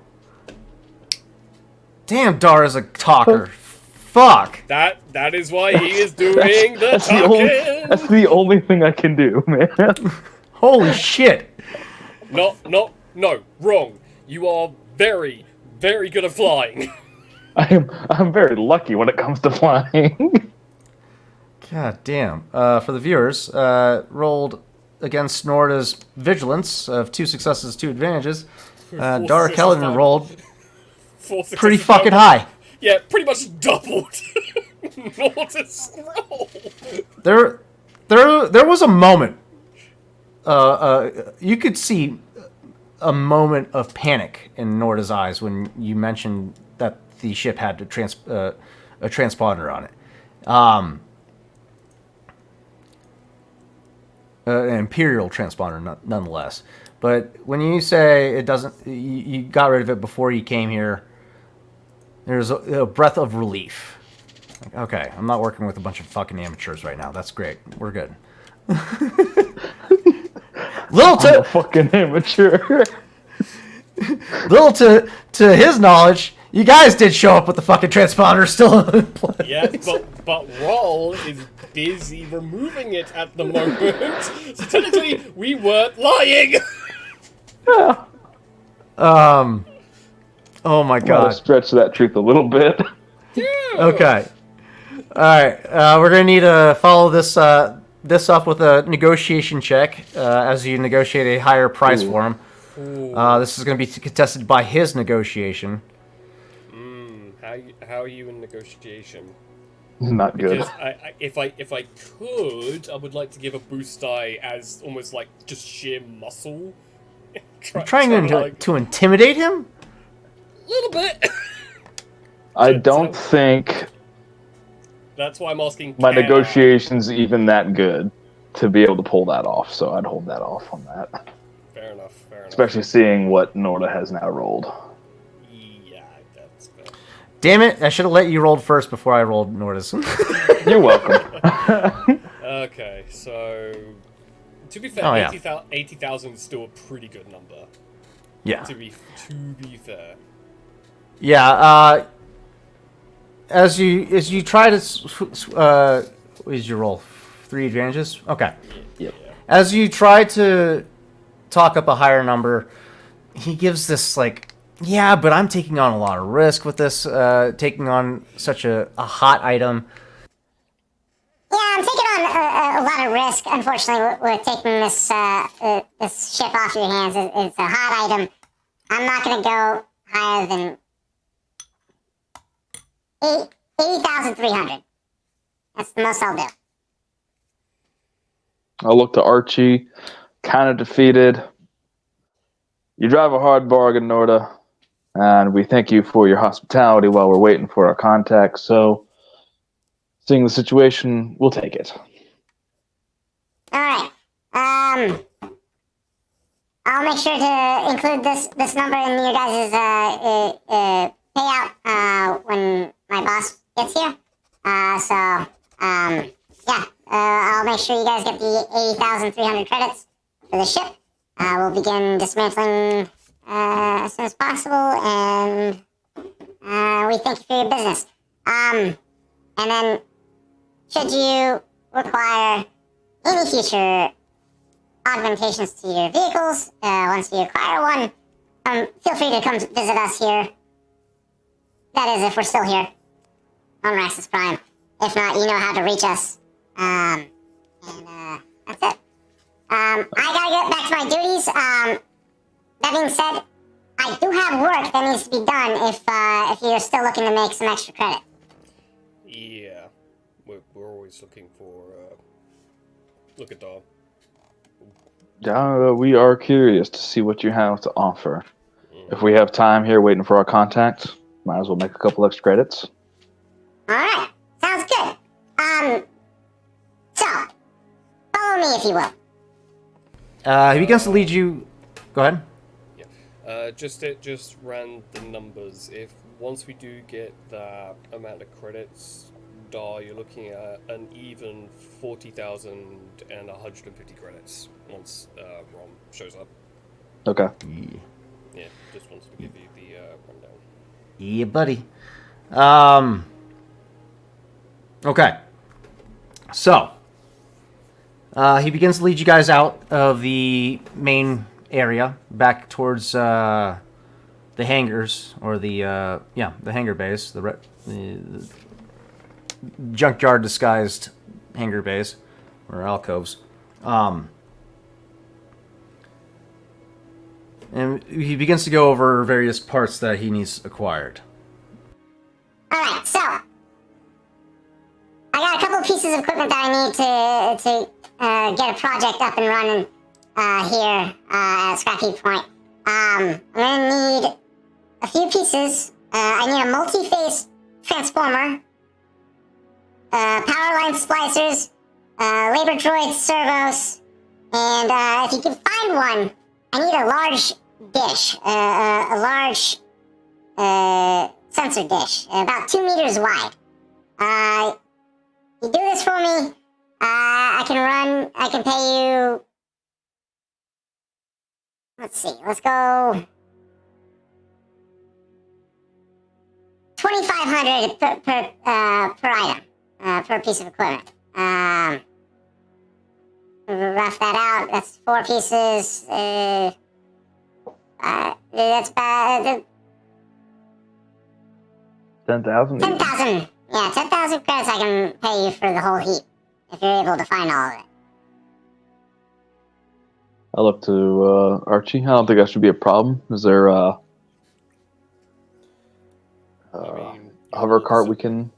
You're more perceptive than I am, just point and I'll lift. I'm glad you brought that up. Come follow me. And he takes you into this alcove where you can see several, one scavenger skiff currently hovering in place, waiting to be used. This will be the vessel that you'll be able to charter for your salvage exploits. I must reiterate, once, if you hear the alarms, or if you see the TIE patrols overhead, make sure you make yourself scarce. Do not be seen from overhead, as they will descend upon you and rain death on you. Other than that, you're going to want to search towards the southeast. A lot of the immediate area has already been picked clean, but there are a couple of points that see regular drop-offs throughout the day, so you can always find new parts and equipment there. Just be on the lookout. There will be some Jawas already there, and they do get a little feisty about their territory if you start encroaching on them. Should we, if we find anything else that's that you might find of interest, not the 4 items that you suggested, is it Finder's Rights, or should we bring it back?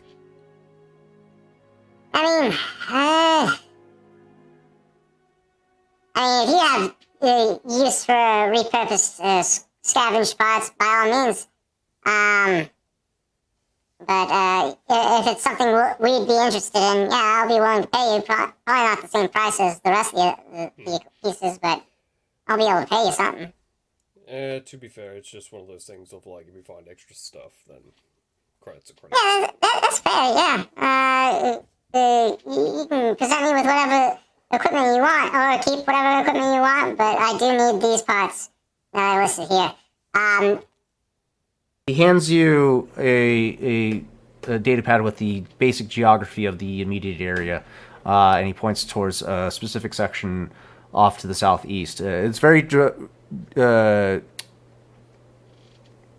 very treacherous, especially if you're traveling on foot, but with a skiff, you'll be hovering fairly safely over the landscape, so you won't have to be worried about traveling through it. But he points to a specific area that's closest to them that does see regular drop-offs throughout the day. Okay. I'm gonna hand the data pad to Dar, because Alright. I have a planetary piloting skill, as does Scuttle. Dr. Quadrala, I'm gonna take a wild guess, either stayed at the cybernetics area. Oh yeah, she was enamored and is just she began to just inquire with the doctors in that area and just remained behind. We dropped her off at the daycare. We're gonna leave her there for a little bit while we go do job. Get some extra credits. But yeah, because I can pilot the skiff, unless Dar, you also have a planetary piloting skill. I do. Either one of us could pilot it, as could Scuttle. So it's just depending on because I think your User preference. Well, I think your either astrogation or coordination would be much higher than mine, at least. So Coordination is astrogation's all right as well. Yeah. I got some additional stuff in astrogation, but also have some Yeah. additional skills in piloting because of my pilot and talent tree as well. So then in that case, then yeah, you're the one piloting. Me and Scuttle will do the heavy lifting. okay. All right.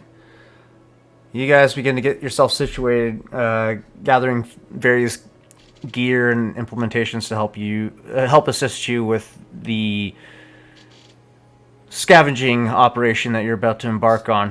Norda indicating what pieces of equipment you could take with you. You guys get like a cutting tool, a lifting droid of sorts that will help. Basically, that it's one of those things that that's capable of lifting like an engine block, because you're going to need something that can lift that heavy with a multi-phase transformer. Yeah, he helps you get you situated with your skiff and scavenging equipment, and he also makes it a very, very clear point. Traveling beyond this point, you're going to want to wear a breath mask, which you have just recently acquired. Mm-hmm. Yep, so that immediately gets put on. He also points at you specifically, Archie. You may want a decon bath after you get back, just to be safe. You see Archie's just looking like, oh, not again. Because that's what he did. That's what he did on the Chimera. Right. But now you'll be trapping noxious, poisonous fumes in your fur. I Like, don't envy you. Archie at that point is just like reluctantly sitting at that point and just like. He's not. You know, we do have hazard suits that we could sell you. How much? You are pretty big though. Let's see. It's like doesn't care. It doesn't care. It's like how much? That's only 100 crits plus markup. 1 second. 8. 880 crits and it's yours. Done. It's literally. It's like he's not dealing with another goddamn situation as he was in Jorgana. Yeah. It's worse with the poisonous fumes. Like he's not dealing with it. Would I have to worry about that as much with clothing on, or? I mean, it's recommended. It's not necessarily. It's not necessarily required. I just recommend it if your hairy Wookiee friend here, as they have a lot of surface area that traps the environment on them. Yeah, I mean, your hair might fall out, so that might be a concern for you.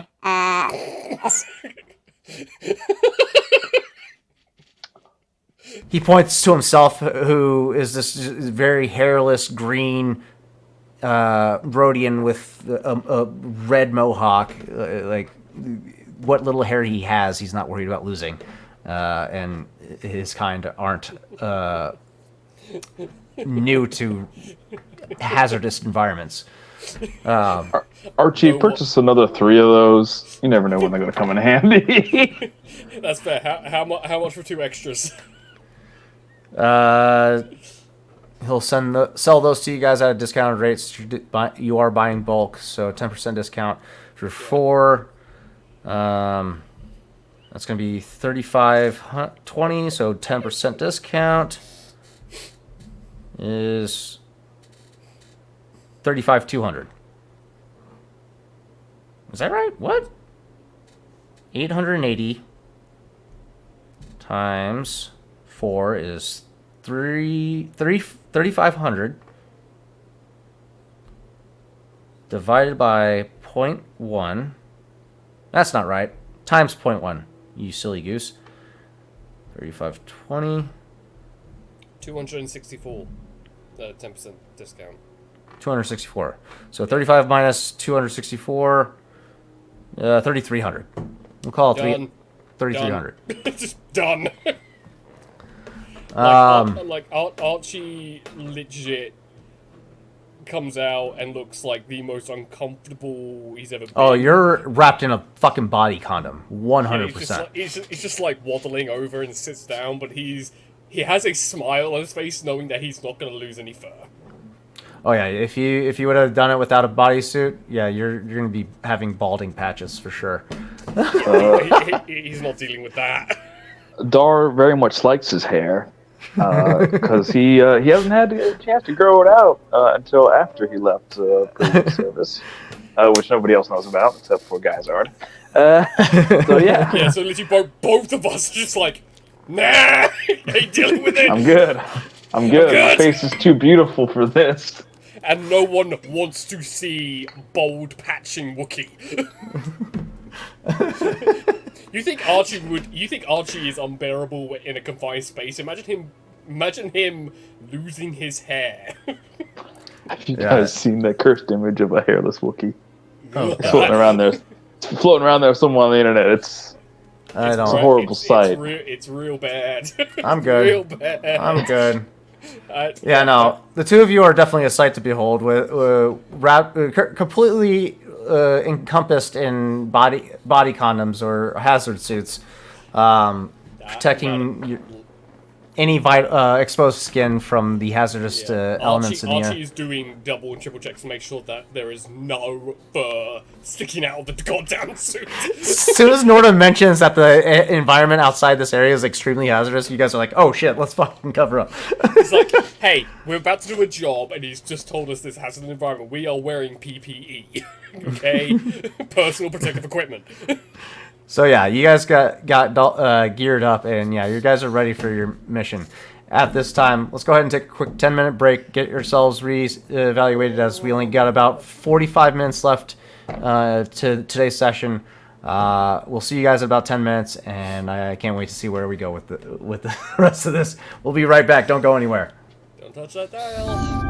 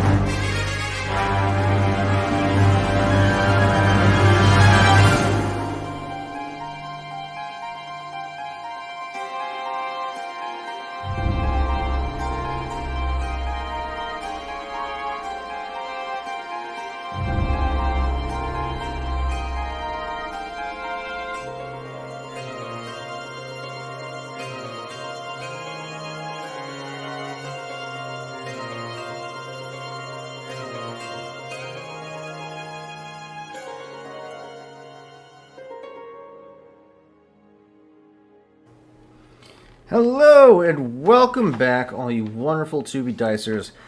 Now that we have already gotten the announcements out of the way, we can get right back into the story and not get too off track with that. That being said, we left off with the crew freshly departing Scrap Heap Point aboard a scavenging skiff to take on a venture of acquiring new parts for Norda.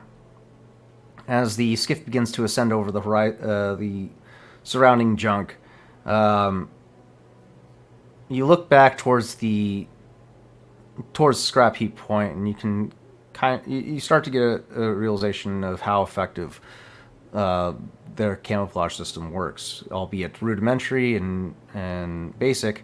The further away you get from it, the harder it is to tell that those three alcoves, that one of which that you landed in, is hollowed out. You wouldn't guess it from this distance, but you know all the better that one hangar that you landed in is hollow, and your ship is in there. But from out here, it looks like an ordinary junk pile. With that, you kind of look forward towards the horizon with a level of ease, knowing that the rest of your crew is protected, and you being gone won't jeopardize their safety for the time being. And you guys venture off towards the southeast location that Norda point out to you. That is expected to have fresh ships ready for scavenging. And as you approach this area, you do begin to see various skiffs off in the horizon to your left and right, making their way towards that same location as you watch a cascade of massive ships, capital ships, corvettes, descending from the sky above, crash landing into this massive heap pile.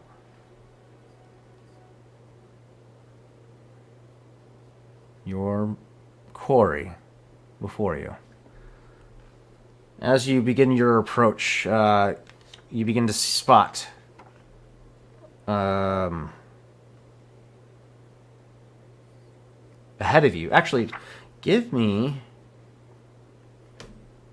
You're traveling at a slow rate of speed, so it'll be an average difficulty. Give me an average perception check as you guys make your approach to this the scrap site. 2 failures to beat. Damn, Archie, you gotta do better, dude. Perception is not his strong suit. Okay. Better! Damn, fucking Dar over here. Mr. I see everything. Yeah, it balances out. Look, man. This dude When it has comes yet to to fail a punching perception things- check. When it comes to punching things, I leave that to Archie. When it comes to navigating and being a, above and beyond when it comes to piloting, I'll do my best. Okay. With that better than perception, everyone else. with that perception check, you do spot off in the distance what appears to be an Eric series probe droid, currently dipping down into a section of what appears to be like a junk canyon, but it is crossing over your path, your current trajectory. What I'm going to need from you is whoever's piloting, I need a stealth check from you. Do we decide who's piloting? You. Archie or you? Me? Yeah, All right. you're the one piloting. Stealth check.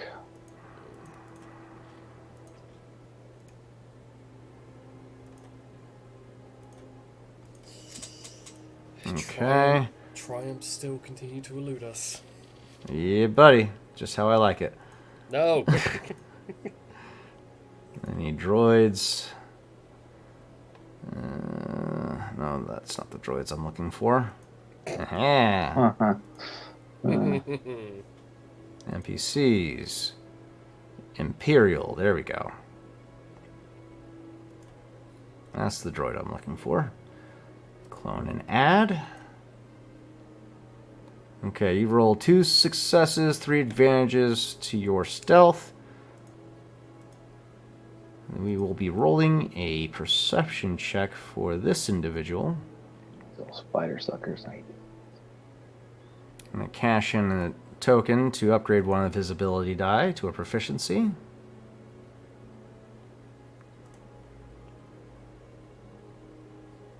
Damn. God, I got lucky there. Damn. Holy shit. Damn. My luck's gonna run out sooner or later. Our luck did run out. It's reset. Oh, wow. Wow. That's, That's close. That was close. Ah. extremely close. Hey, You- we got a light side token, though.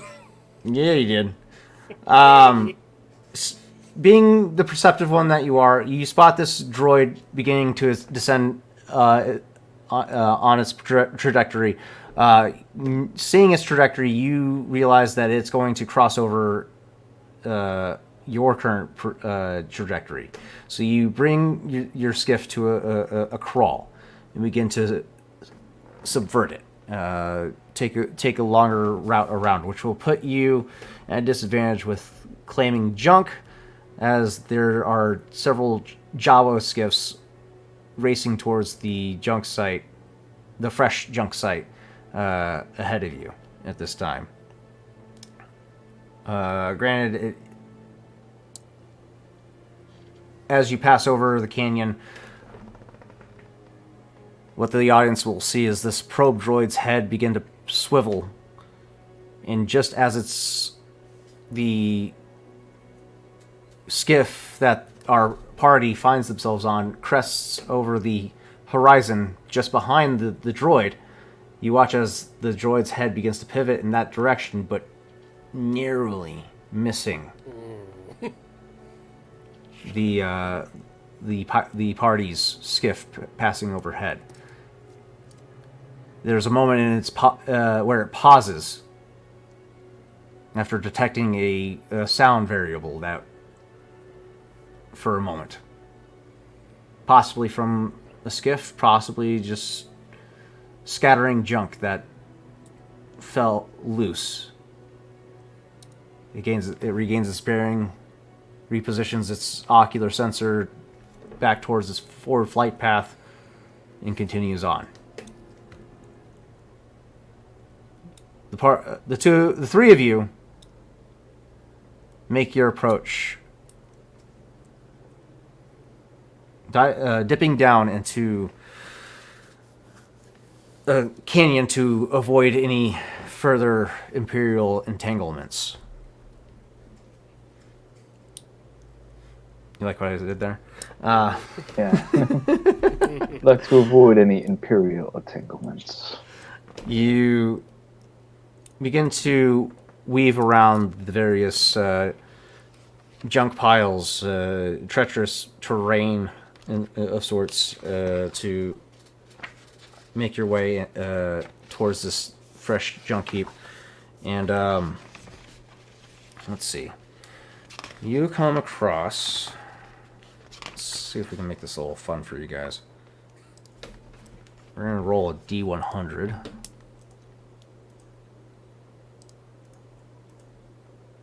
I think I just need the one. Nope. Here we go. A 60.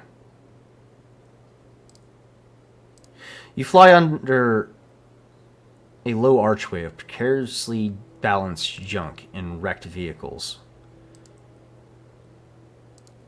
Traveling at a low rate of speed, there's no need for a piloting check. You're not traveling fast enough to disturb the surrounding environment. But this archway does stand out to you as interesting. And that's why you kind of wanted to fly through it. Like, oh, that's cool. If only there was somebody taking pictures of this right now, because that would look fire as fuck. Archie, we gotta go back, get the camera. I'll just pull out my comlink and just like scan it essentially, so there's a holographic projection of when we get back. Alright. We're going to do one more roll. We're gonna stop, pose for a quick picture, like, you know, standing on their national monuments in Utah. Thumbs up. It's like, I just like, get in the hologram projection. Thumbs up. Just keep going. This hologram will make my butt look fat, man. Like, Immediately following up. we're wearing hazmat suits. Yeah, You guys look like a couple of dudes from Breaking Bad. Space sci-fi opera. As you guys pass through this junk arch, you pass into an extremely narrow canyon.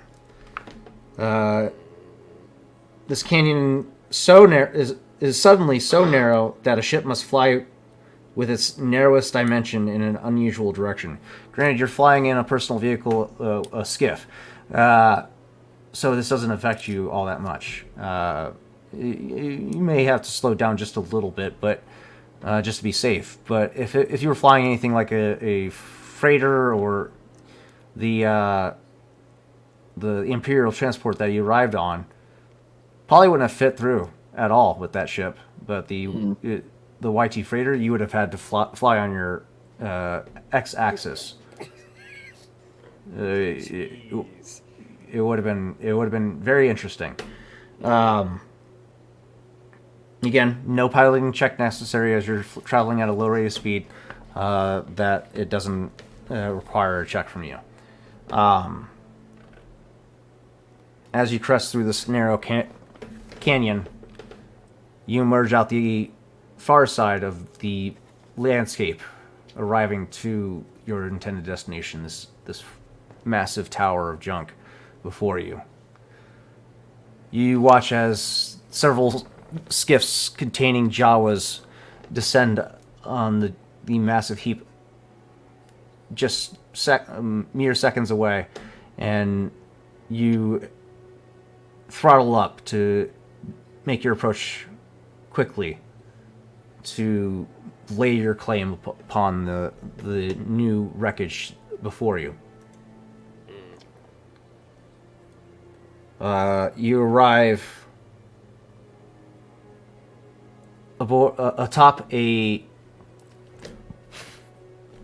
wrecked Nebula-class freighter, or not freighter, a capital ship. Damn. Big sucker.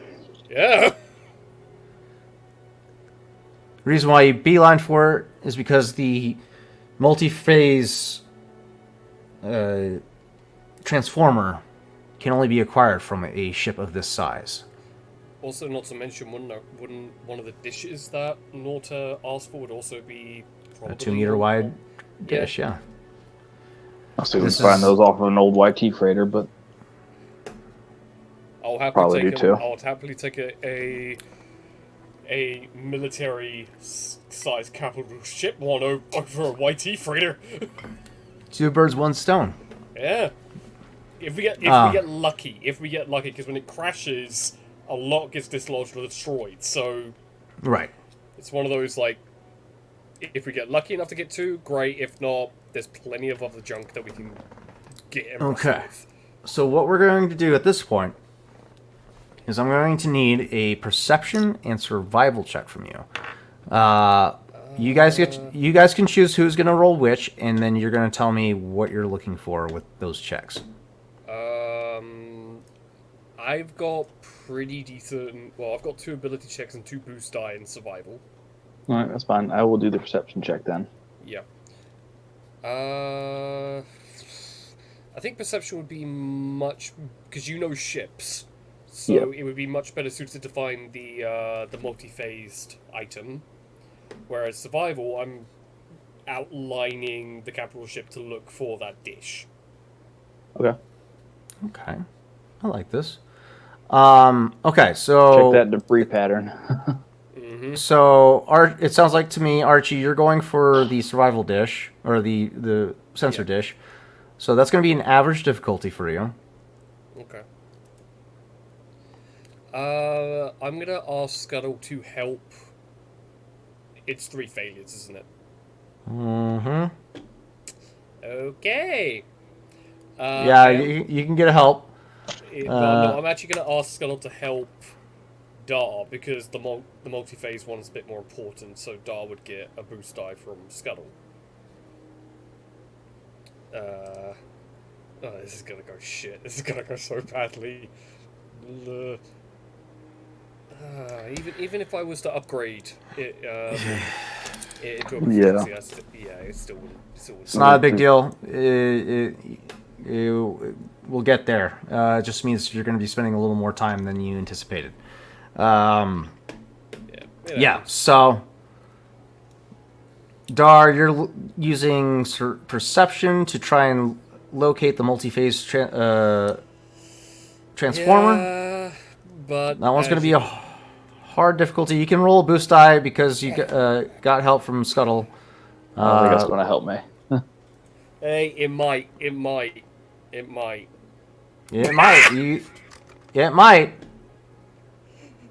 Right. So you said It fucking might.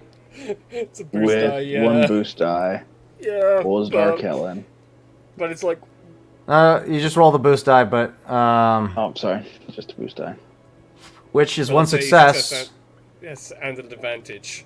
So from there, it's 1 success, 4 advantages versus 1 threat. So 1 success, 3 advantages remaining.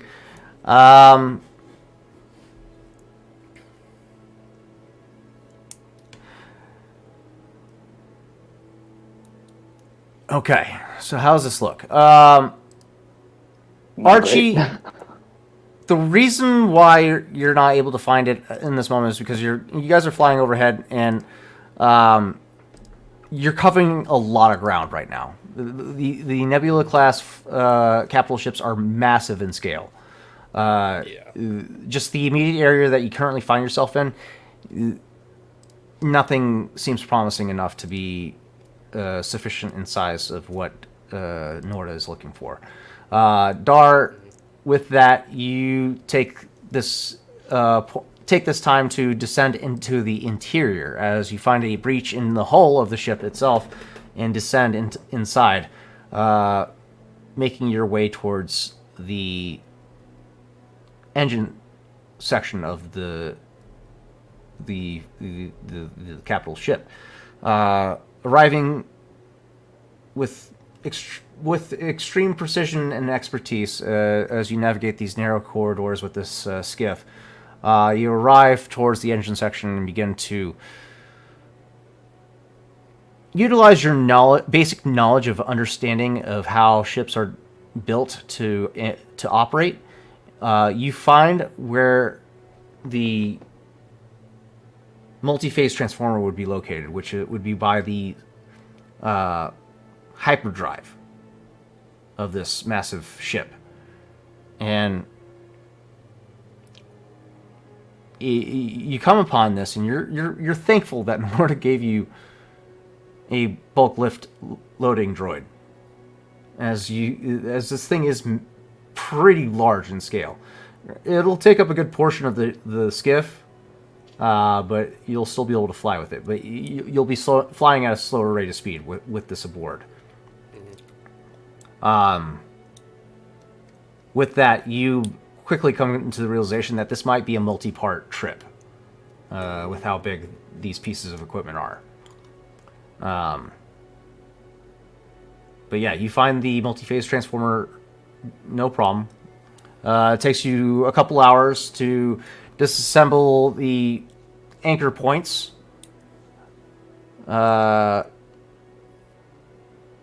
I'd say about 3.5 hours to disassemble its anchor points and connecting tethers, or i.e.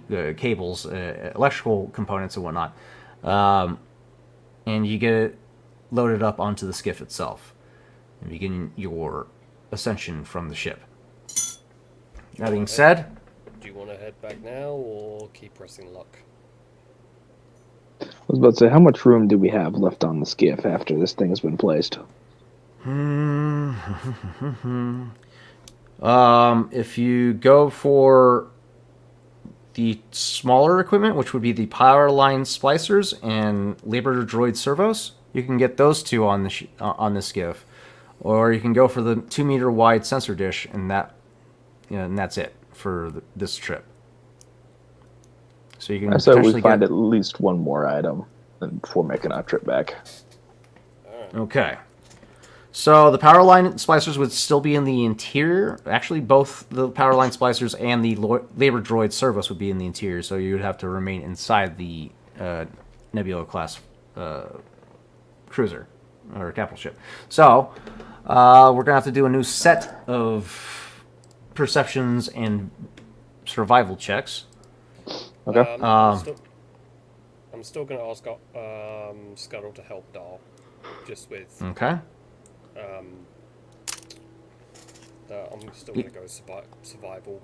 You're doing survival. Okay. Yeah. What's your proficiency? Let's see. 1 second. Ships, planetary, space. Ooh, you do not know shit about spaceships. Okay. All right. I know jack shit.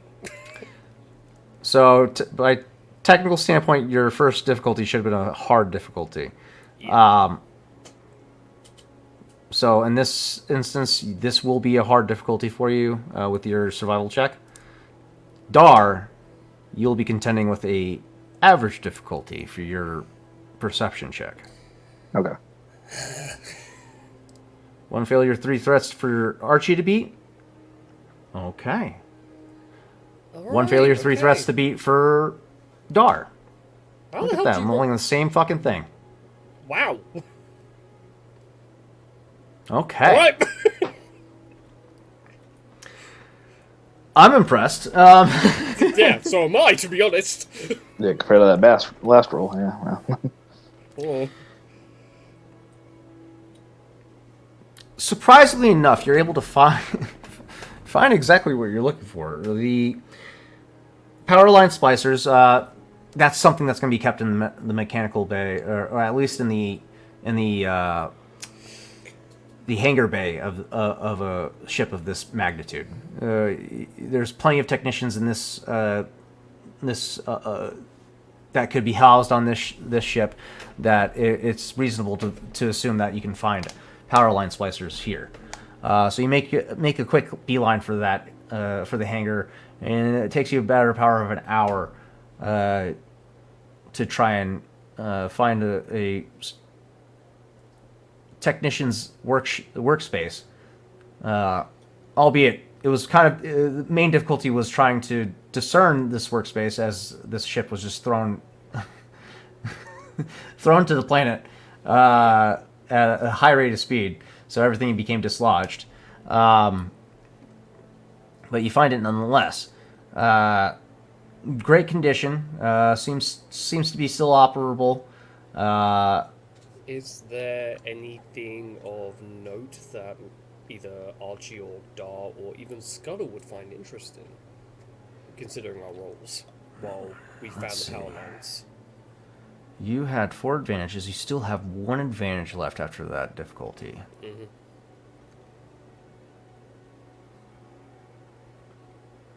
Mm-hmm.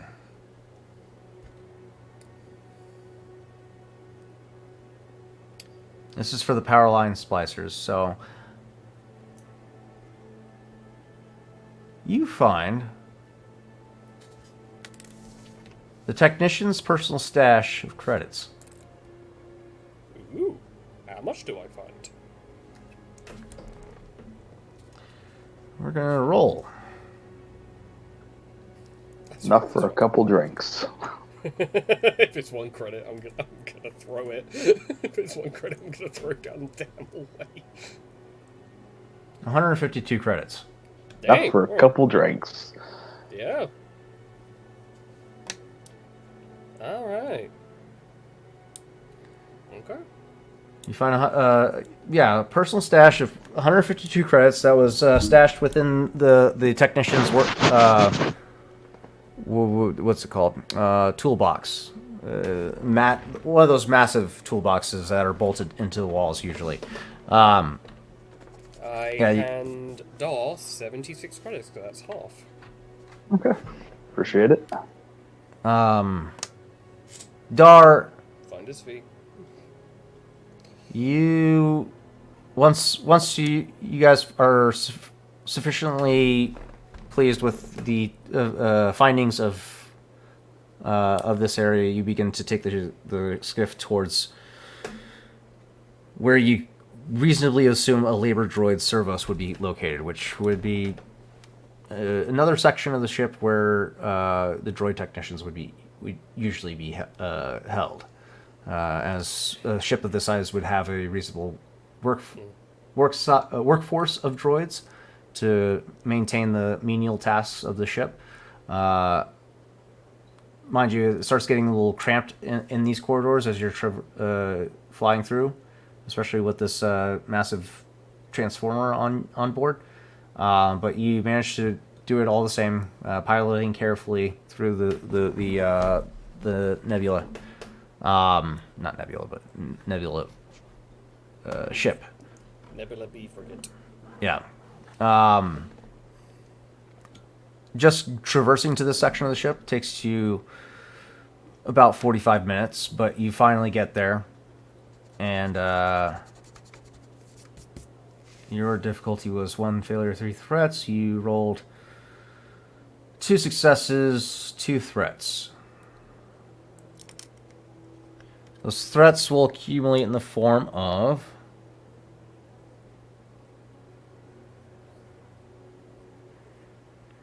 minor dings and scrapes against the skiff's exterior as you took a corner too quickly, thinking you would be fine, and you just misjudged the size of the skiff in comparison to these corridors of this ship. Look down, scratches. Not my skiff, not my problem. But you, At which Archie just goes, "Oh look, you're flying like those Imperial TIE fighters yesterday." Oh, you want me to fly like those Imperial TIE pilots? I can do that too, buddy. Sure. Rev up but, the engine and look at Archie while I head directly for a wall. Archie doesn't. Archie is not even phased at this point, but he literally goes, "Fine, but it's your credits. You're losing." My credit's my problem. Slow down. Slow down the skiff. all right, you slow down. Like, you really want to play a game of chicken? All right, I like it. But yeah, you finally arrive to the droid technician wing of this ship and get to work looking around. And it takes you another 30 minutes to try and find it, but you do find eventually the labor droid servos. It's just pretty sizable piece of equipment. It's basically like a computer that performs backups of the droid's memory core for basic functionality and whatnot. It's basically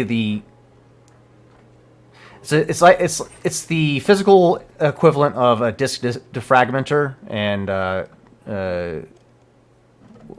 the disk fragmenter and whatever the other tool is called for computers. So it just basically cleans up their programming, makes their programming more efficient and whatnot. So yeah, this sizable little piece of equipment.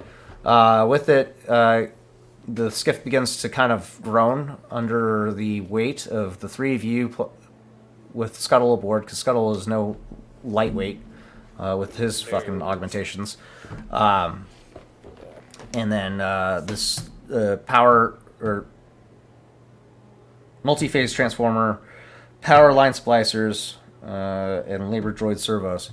You get a sense that you're probably just about at the skiff's limit, and should probably make a trip back and drop off this gear and possibly make another trip for the dish.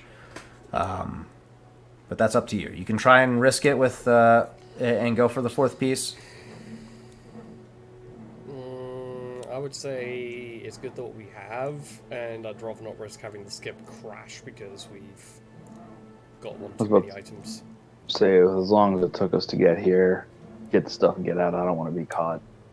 Yeah, no. Yeah. Especially in a You place got- like this after dark. Yeah, I mean, granted, it's still early in the day for you guys, but you guys spent about 4.5, almost 5 hours scavenging so far. So you're quickly approaching. If you would have started at 10, 11, 12, 1, 2, 3, maybe 4 o'clock in the evening for this sector of the galaxy. Reasonable enough to assume that there's probably another patrol heading your guys' way for the so getting cover is going to be ideal. You guys begin to make your way back. Give me another. I need 2 separate perception checks from you guys. One of you is still going to be scanning for the dish. The other one is going to be scouting your route ahead. Up to you, Dar. I will scout the route ahead. Okay, so that's going to be an average difficulty for Dar. I'll look for the dish. Scuttle is going to again help Dar with piloting and then navigating. Hard difficulty for Archie. All right, 2 failures, 3 threats for Archie, 1 threat to beat for Dar. Here's Dar's perception check. And his 3 Archie's. successes, 2 advantages. Oh, 2. damn. Damn. Bummer, man. So close. To be fair, even if I was to get 2 successes, 2 advantages, it still would be 1 threat left over. Well, I mean, you could have cashed in a token for upgrade. Nah, save it. I'm more worried about getting back safe than finding a dish right now, I'm going to be honest. Yeah. As is Archie. He does a cursory glance, but beyond that, Yeah. it's not Yeah, this ship is definitely outside your understanding of ship design. So, yeah, it's like you're just staring at a foreign object to you. I barely understood the Chimera and the Grisard Fang. Like, I barely Right. understood those. All I knew was how to take inventory, and that was about it. Yeah. Dar, you scout the route ahead with the understanding that there may be a TIE fighter patrol on its way. You chart the best course for the skiff with the load that you're carrying, the quickest and most efficient route, and begin to make your way back towards Scrap Heap Point. Circumventing the valleys and saddles in between the terrain, just shooting straight for it, because any deviation is just increasing the risk of your potential of being spotted from TIE fighters overhead. You clean book it for Scrap Heap Point, and it takes you about 20 minutes to make it back. You land in the alcove of which you've acquired the skiff from the start, and offload the gear. And that's when you begin to hear the sirens bleeding, letting you know that there's a patrol passing overhead. And shortly thereafter, you hear them.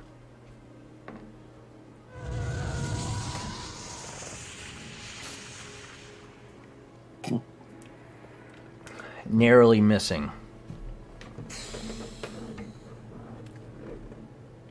You offload the gear. It takes you only a few minutes of offloading, about 30 in total, and your skiff is ready for redeparture if you choose to, or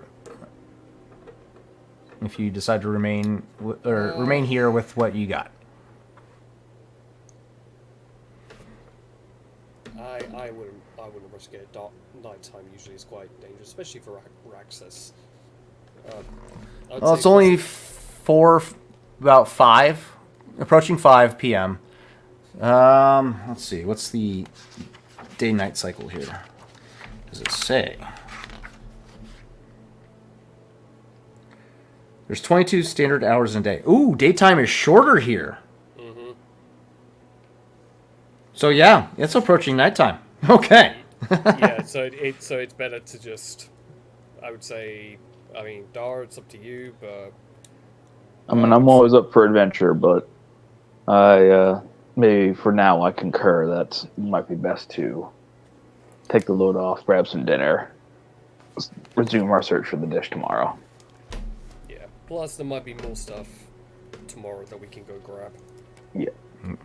This way we can Um, check in Norda, with Raul and all that.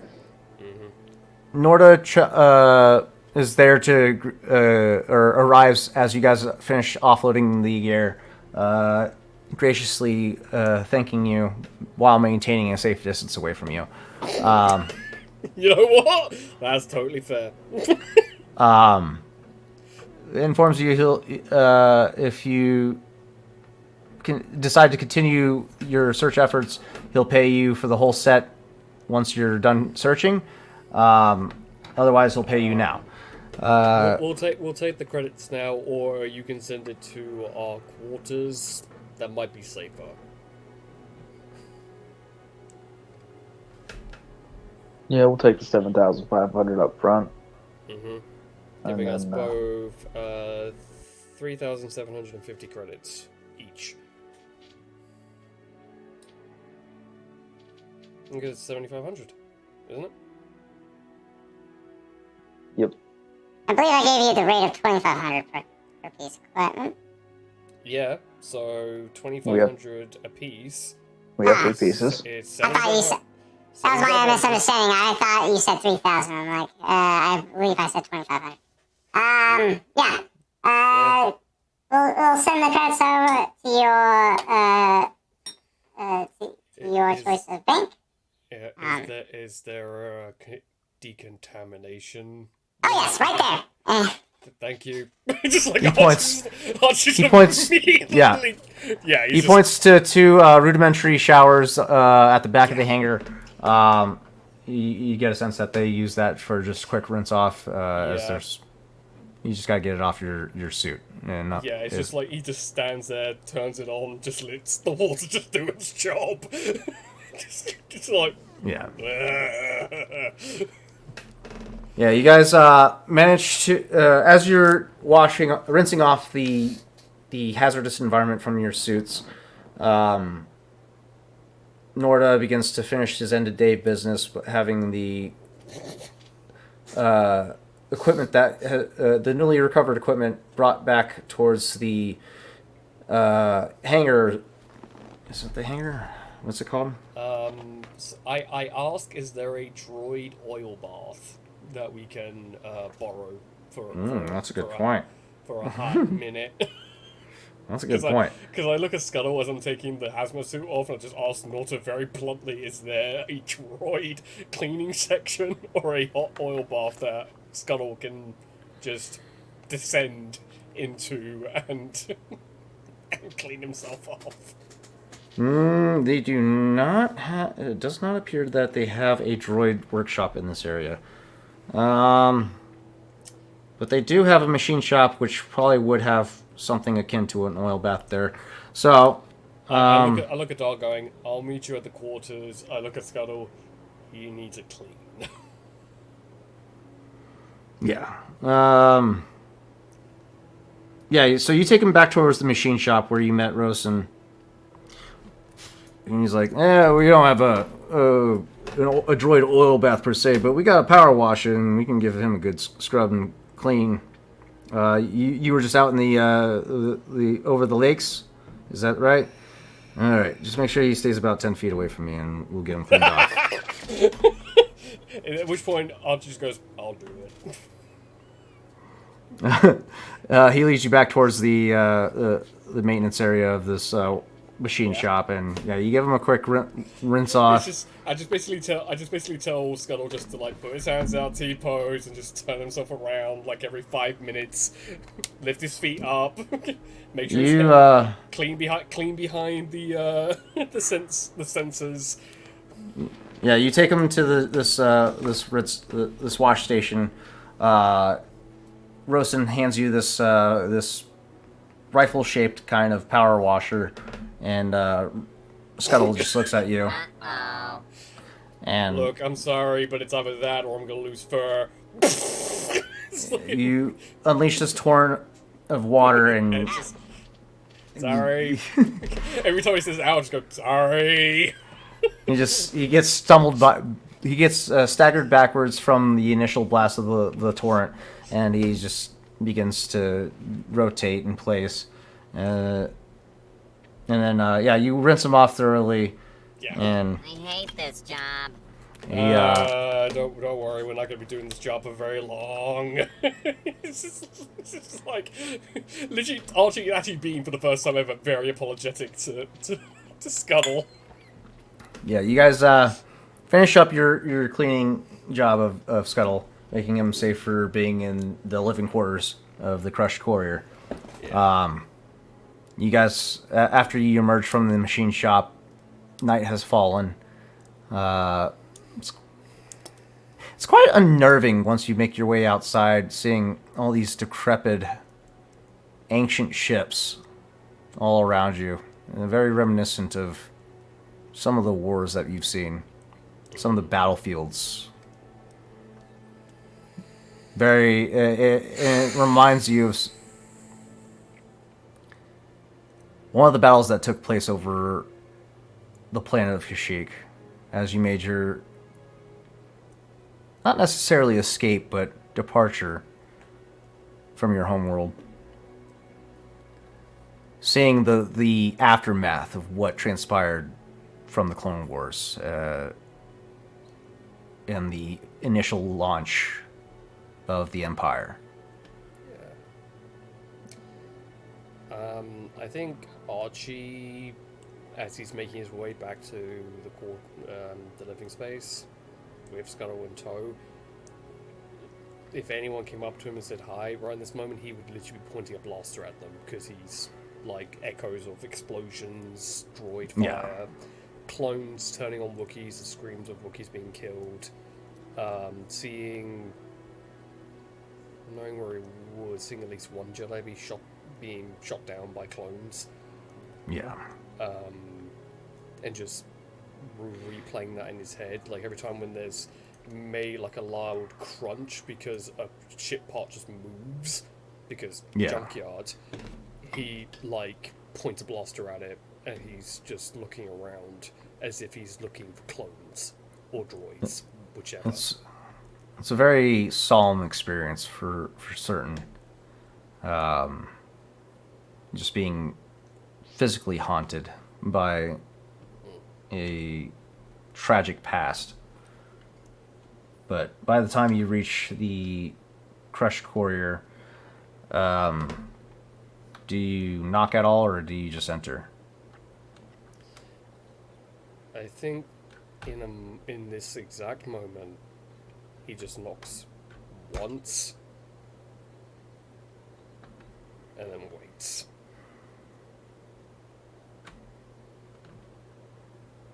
Dar, you're already inside. You would have knocked 4 times. Would you interject in this moment?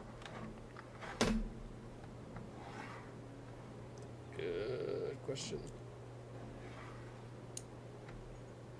You there, Dar? Uh-oh.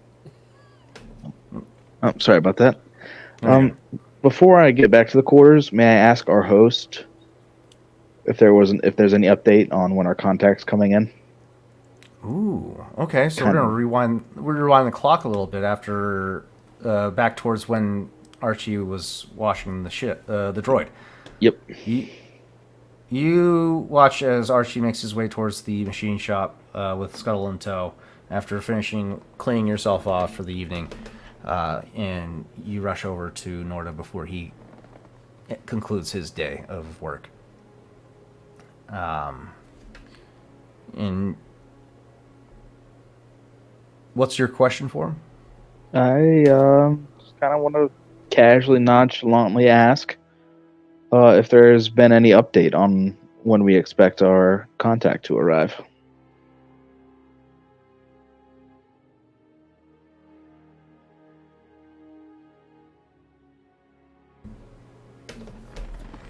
Give me...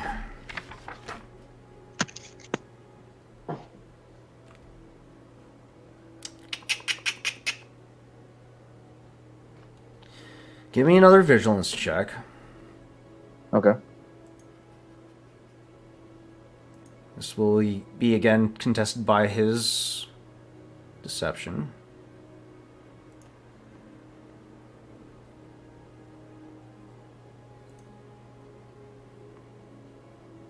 The exact same thing. Mm-hmm. In this moment, he replies almost immediately. Yeah, no word yet, but as far as I'm tracking, he'll be here either late tomorrow or the following morning. Okay. I will nod. That sounds a good enough answer to me. And then I will make my way back to the quarters. So you'll be arriving before Archie finishes up Yep. with Scuttle. You knock 4 times, because I don't want to Okay. get my head blown off. You knock 4 times. Go ahead and give me a perception check as the door opens. Hard difficulty.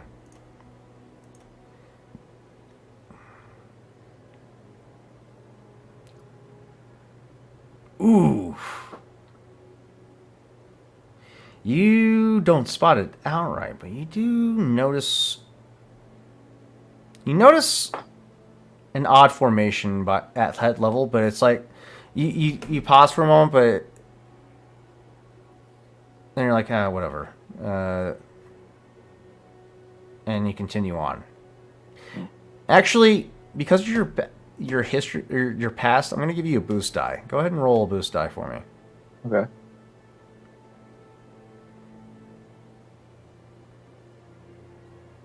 Damn. Yeah. Yeah. It doesn't stick out to you enough. There's some kind of odd formation off to the right side of your head, but it doesn't. It just caught your eye for a second, but it didn't stand out enough to warrant any concern. You're like, oh, what was that? Whatever. And you go back towards the common area where you find Captain Harsal sitting on the couch, the common area couch. Smug grin on his face, device in his hand. You go to the refresher, grab a bottle of something out of the fridge, probably water or whatever they have to pass time on this planet with. And, Pardon me, Captain Harsel. Have you been sitting there all day? Well, somebody's got to keep a watch on our fucking shit. You really don't See. trust anybody here, do you? Not a fucking soul. Do you? All right.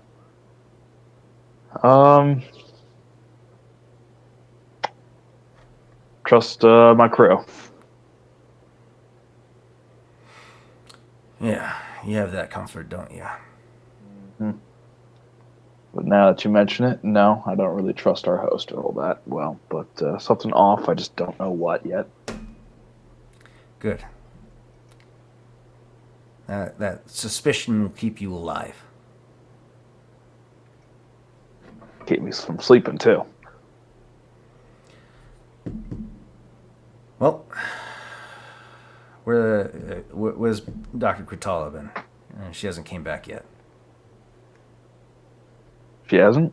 I don't know. We took her off to go see the bio enhancements. I haven't left her after that. So we probably won't see her till tomorrow. Got it. I mean, if you're concerned, we can go find her. Yeah, she's in her playground. I'm sure she'll be fine. It's not like anything in this junk heap can take off on us, can it? Not that I know of. They got engines down there, but they're not attached to anything. Good. If she doesn't come back tonight, I'll check on her, but...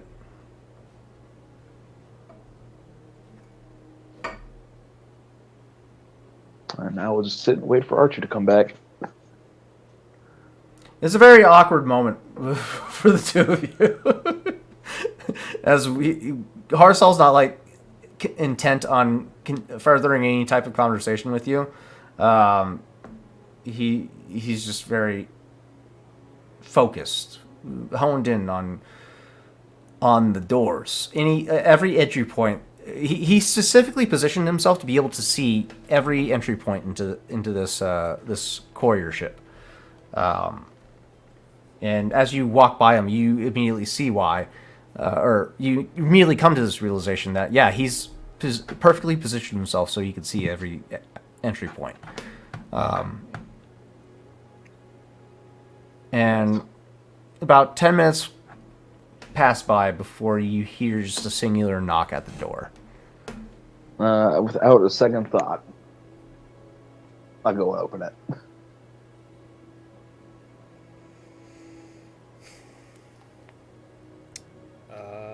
Archie genuinely looks like he's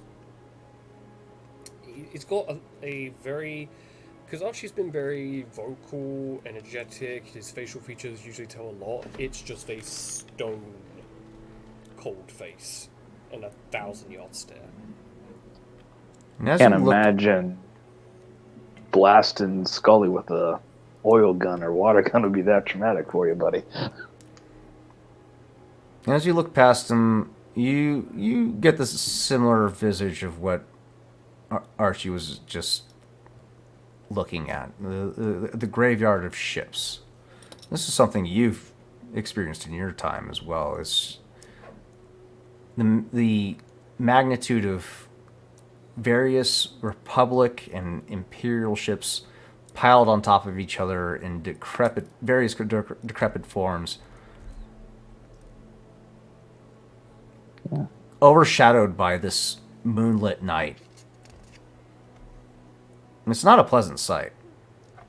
This visage that you're seeing just past Archie's shoulder is very haunting. You can only imagine the various amounts of souls that were lost on these ships that you can see. I'll step aside and let Archie walk in before closing the door behind him. I think out of everyone, the captain might recognize that stare. Oh, yeah. Like, I just go and I just sit. Like, it's literally the most deliberate, slow sit that I think anyone's seen Archie do. Like, he's being extremely out of character. Oh, yeah. You watch out of your peripherals, or out of your peripheral, Archie, and directly in your line of sight, Dar, as Captain Harsal leans forward, places this device that he's been holding onto on a coffee table in front of him.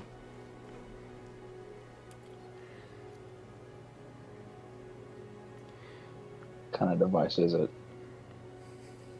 It looks like a trigger of sorts. I look at the trigger and I look back at the doorway we came through. You spot what appears to be some type of explosive device aimed at head level. A directional explosive device. For you, it would have been head level. For Archie, it would have been about shoulder level. Yeah. Yeah, it literally would have been shoulder. It literally would have gone off, hit the shoulder, and Archie would have looked at it, looked back at the captain. The captain would have, yeah, let's just say the captain wouldn't have a head afterwards if that went off when Archie came in, because he would have been in fight mode. And that he still is. Caved your chest in, buddy. But Dar nods. Respect. This guy's a little paranoid, but at least he knows what he's doing. And as you walk back towards his position, you can spot from the other doorways the same identical devices at those doorways. This dude has implemented head-level explosive devices at every entry point. You don't know where the fuck he got these explosive devices, but you... Not at all. Not at all. And know, I don't I think think- I don't even think I'm going to ask. I'm just. To be fair, I think there's a point that we just don't want to know No, how he got makeshift shrapnel. I'll take a guns. double look and I say, well, apparently, Captain, I misjudged you. You didn't sit on that couch all day. No, I didn't. We'll grab another drink from the refresher and offer it to Archie. Offer one to the captain and just kind of sit down. You know, The hand doesn't even raise. I think Scuttle actually just like takes it from him and just places it in front of Archie, in front of the table. It's in between everyone. you got a familiar look to you, mate.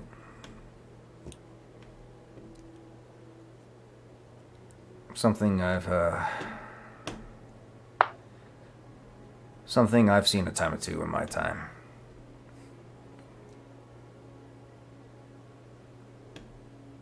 Yeah, well, you and I were on opposite sides of that conflict.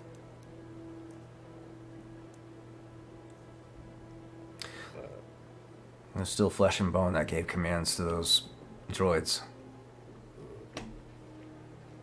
I'm sure even your droid showed you the holographic projections before they were all disappeared off the face of the map of what I would thought would be allies turning on their allies and opening fire.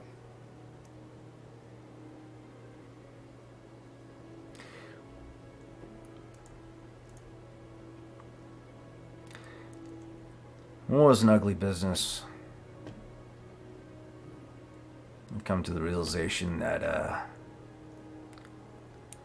no matter who's fighting what war, no matter what side you're on, everybody loses in the end. You know, and I reach in, and it's something I've not shown anyone, not even Dar, not even Grisard. And I throw it, and as part of Archie's backstory, because he actually grabbed the Jedi's body, he tosses a crystal on the table.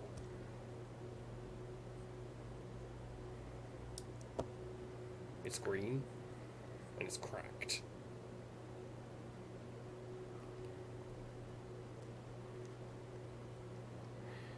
Is that what I think it is, Archie? What are you, some sort of space wizard? No. The one I called a friend was shot and killed in front of me.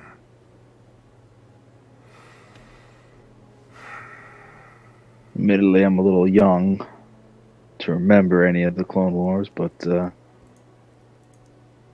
yeah, no one walked around in my youth saying the word Jedi.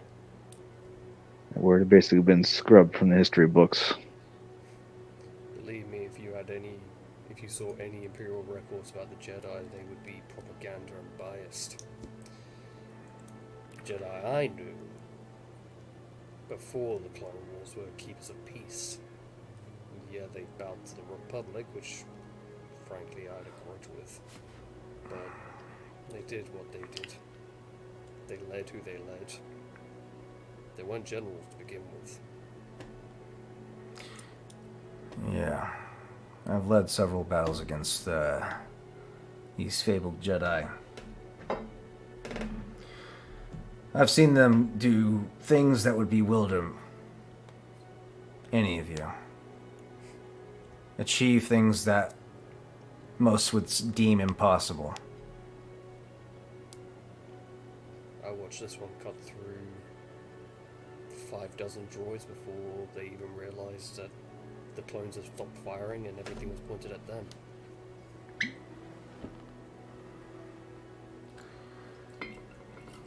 There was a time I used to think that Jedi were nigh impossible to kill.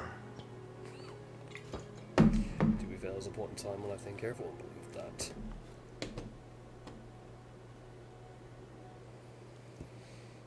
No, the rest of the galaxy believes them to be a myth. look at Dar. Myths often carry truths, but and looks at the captain at that point. You and I both know the real stories. Because we lived them. Yeah, I live them every night. I picked the crystal up.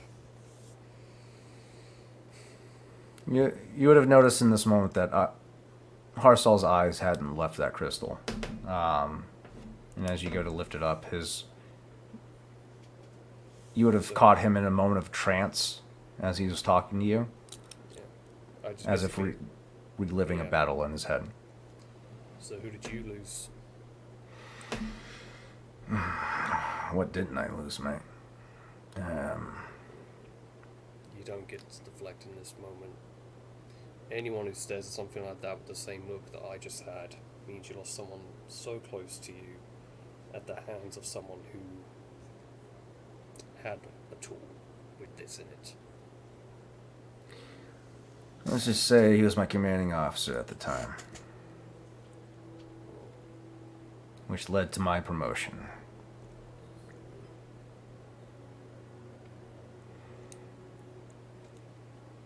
I watched that Jedi massacre my entire brigade.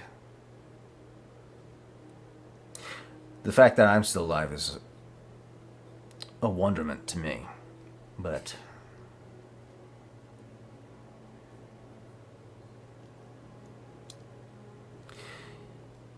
a team of Jedi, 2 Jedi, to be more specific, boarded our frigate, laid waste to our droid forces, made their way to the bridge. I was just a lowly deckhand at the time.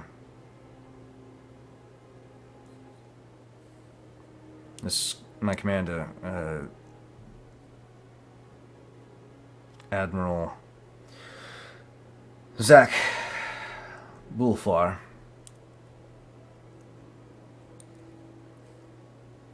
one of the top commanders in the separatist forces.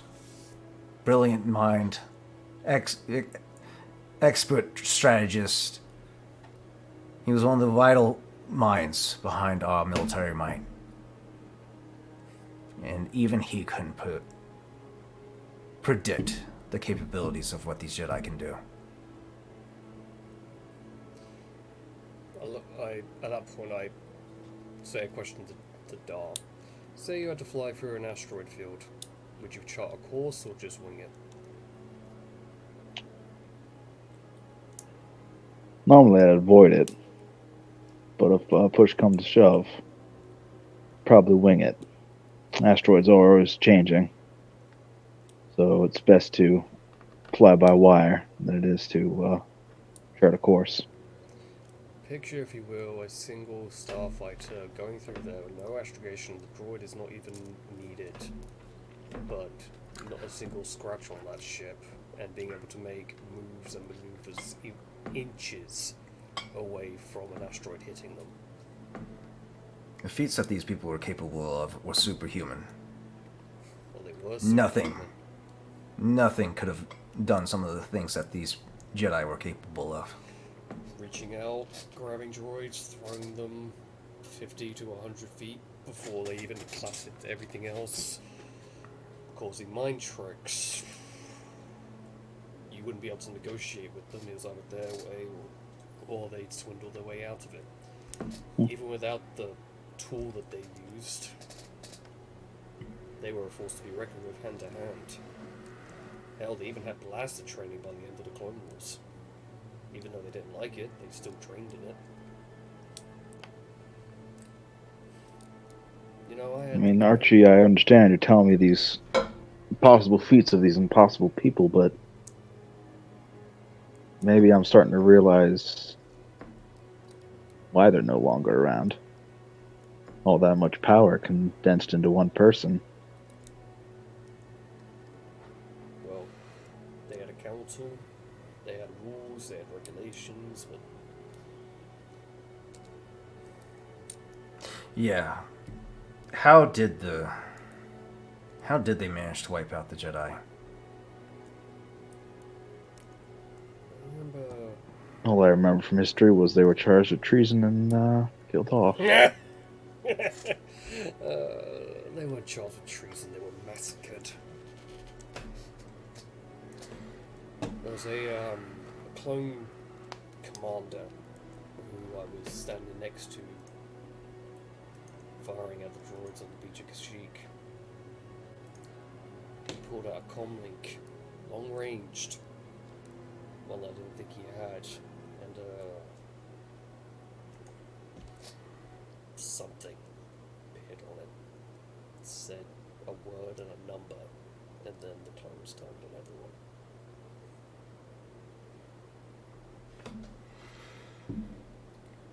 Well, that's enough horror stories for the fucking night. I need some sleep. He immediately proceeds to stand up, swipes up the trigger mechanism before making his way back towards his quarters. You hear the door as it closes. You hear the locking mechanism as he seals the door behind him. You know, if you got questions, gotta ask.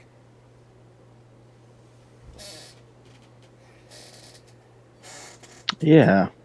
Why does Harsel have such a large bantha stick up his rear? At that point, Archie does actually chuckle. Honestly, I thought it was a Zabrak gaffer stick. Definitely something. Anyway, we should probably stay up a little bit. The doctor hasn't come back yet, so She hasn't. no.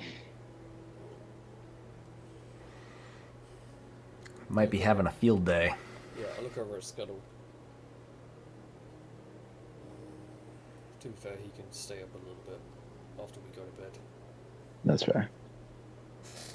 But I don't think I'm sleeping tonight. Something about this place that just don't trust.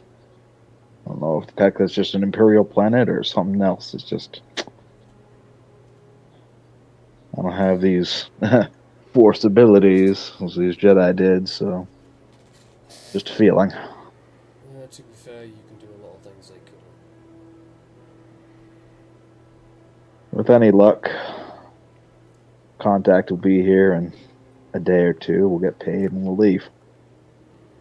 So You said earlier today you had a bad feeling. Still having that bad feeling? it hasn't disappeared now. Yeah, I still have this bad feeling, but I'm not sure I can stem its location now.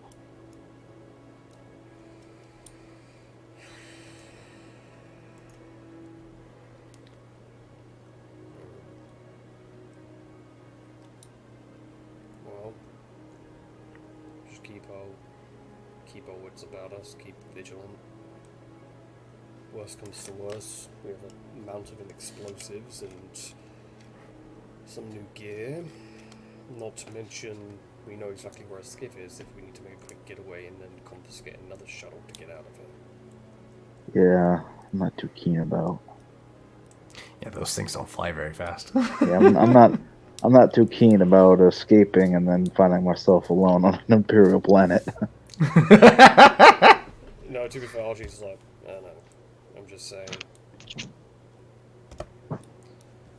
As I say, with any luck, our contact will be here the end of tomorrow or the next day, so And if they're we'll be not, good to go from there.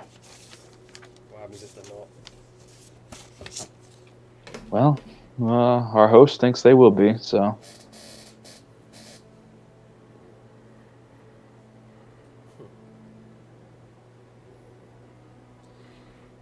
You did good today. appreciate it. You too. Now get some sleep. Yep. I think I will. And with that, Dar retreats to his quarters to catch a night of sleep. Archie, you stay up for a few more hours just to maintain vigilance of the rest of the crew. You can hear off to the south Rawl still working hard in the hangar bay on the Imperial shuttle, trying to, what you can assume, trying to locate where they could have possibly hidden a locating beacon. It gets late into the night, about 11 p.m., before you start to feel the weight of your eyes weighing down on you.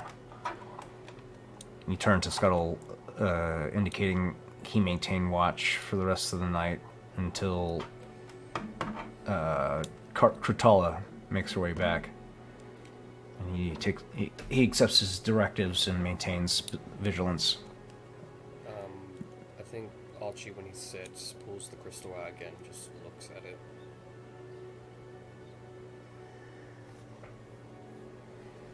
What a fucking shit show. Falls asleep. With that, the crew finds rest for the evening while Rawl continues to work diligently to try and locate this beacon that looms over everyone's thoughts, where the rest of this adventure is to be diced. Tune in next week to find out what happens with this crew on their second day on Rexus Prime. We'll see you guys again next week at 2B Dice Adventures. Take care and get some sleep. Good night.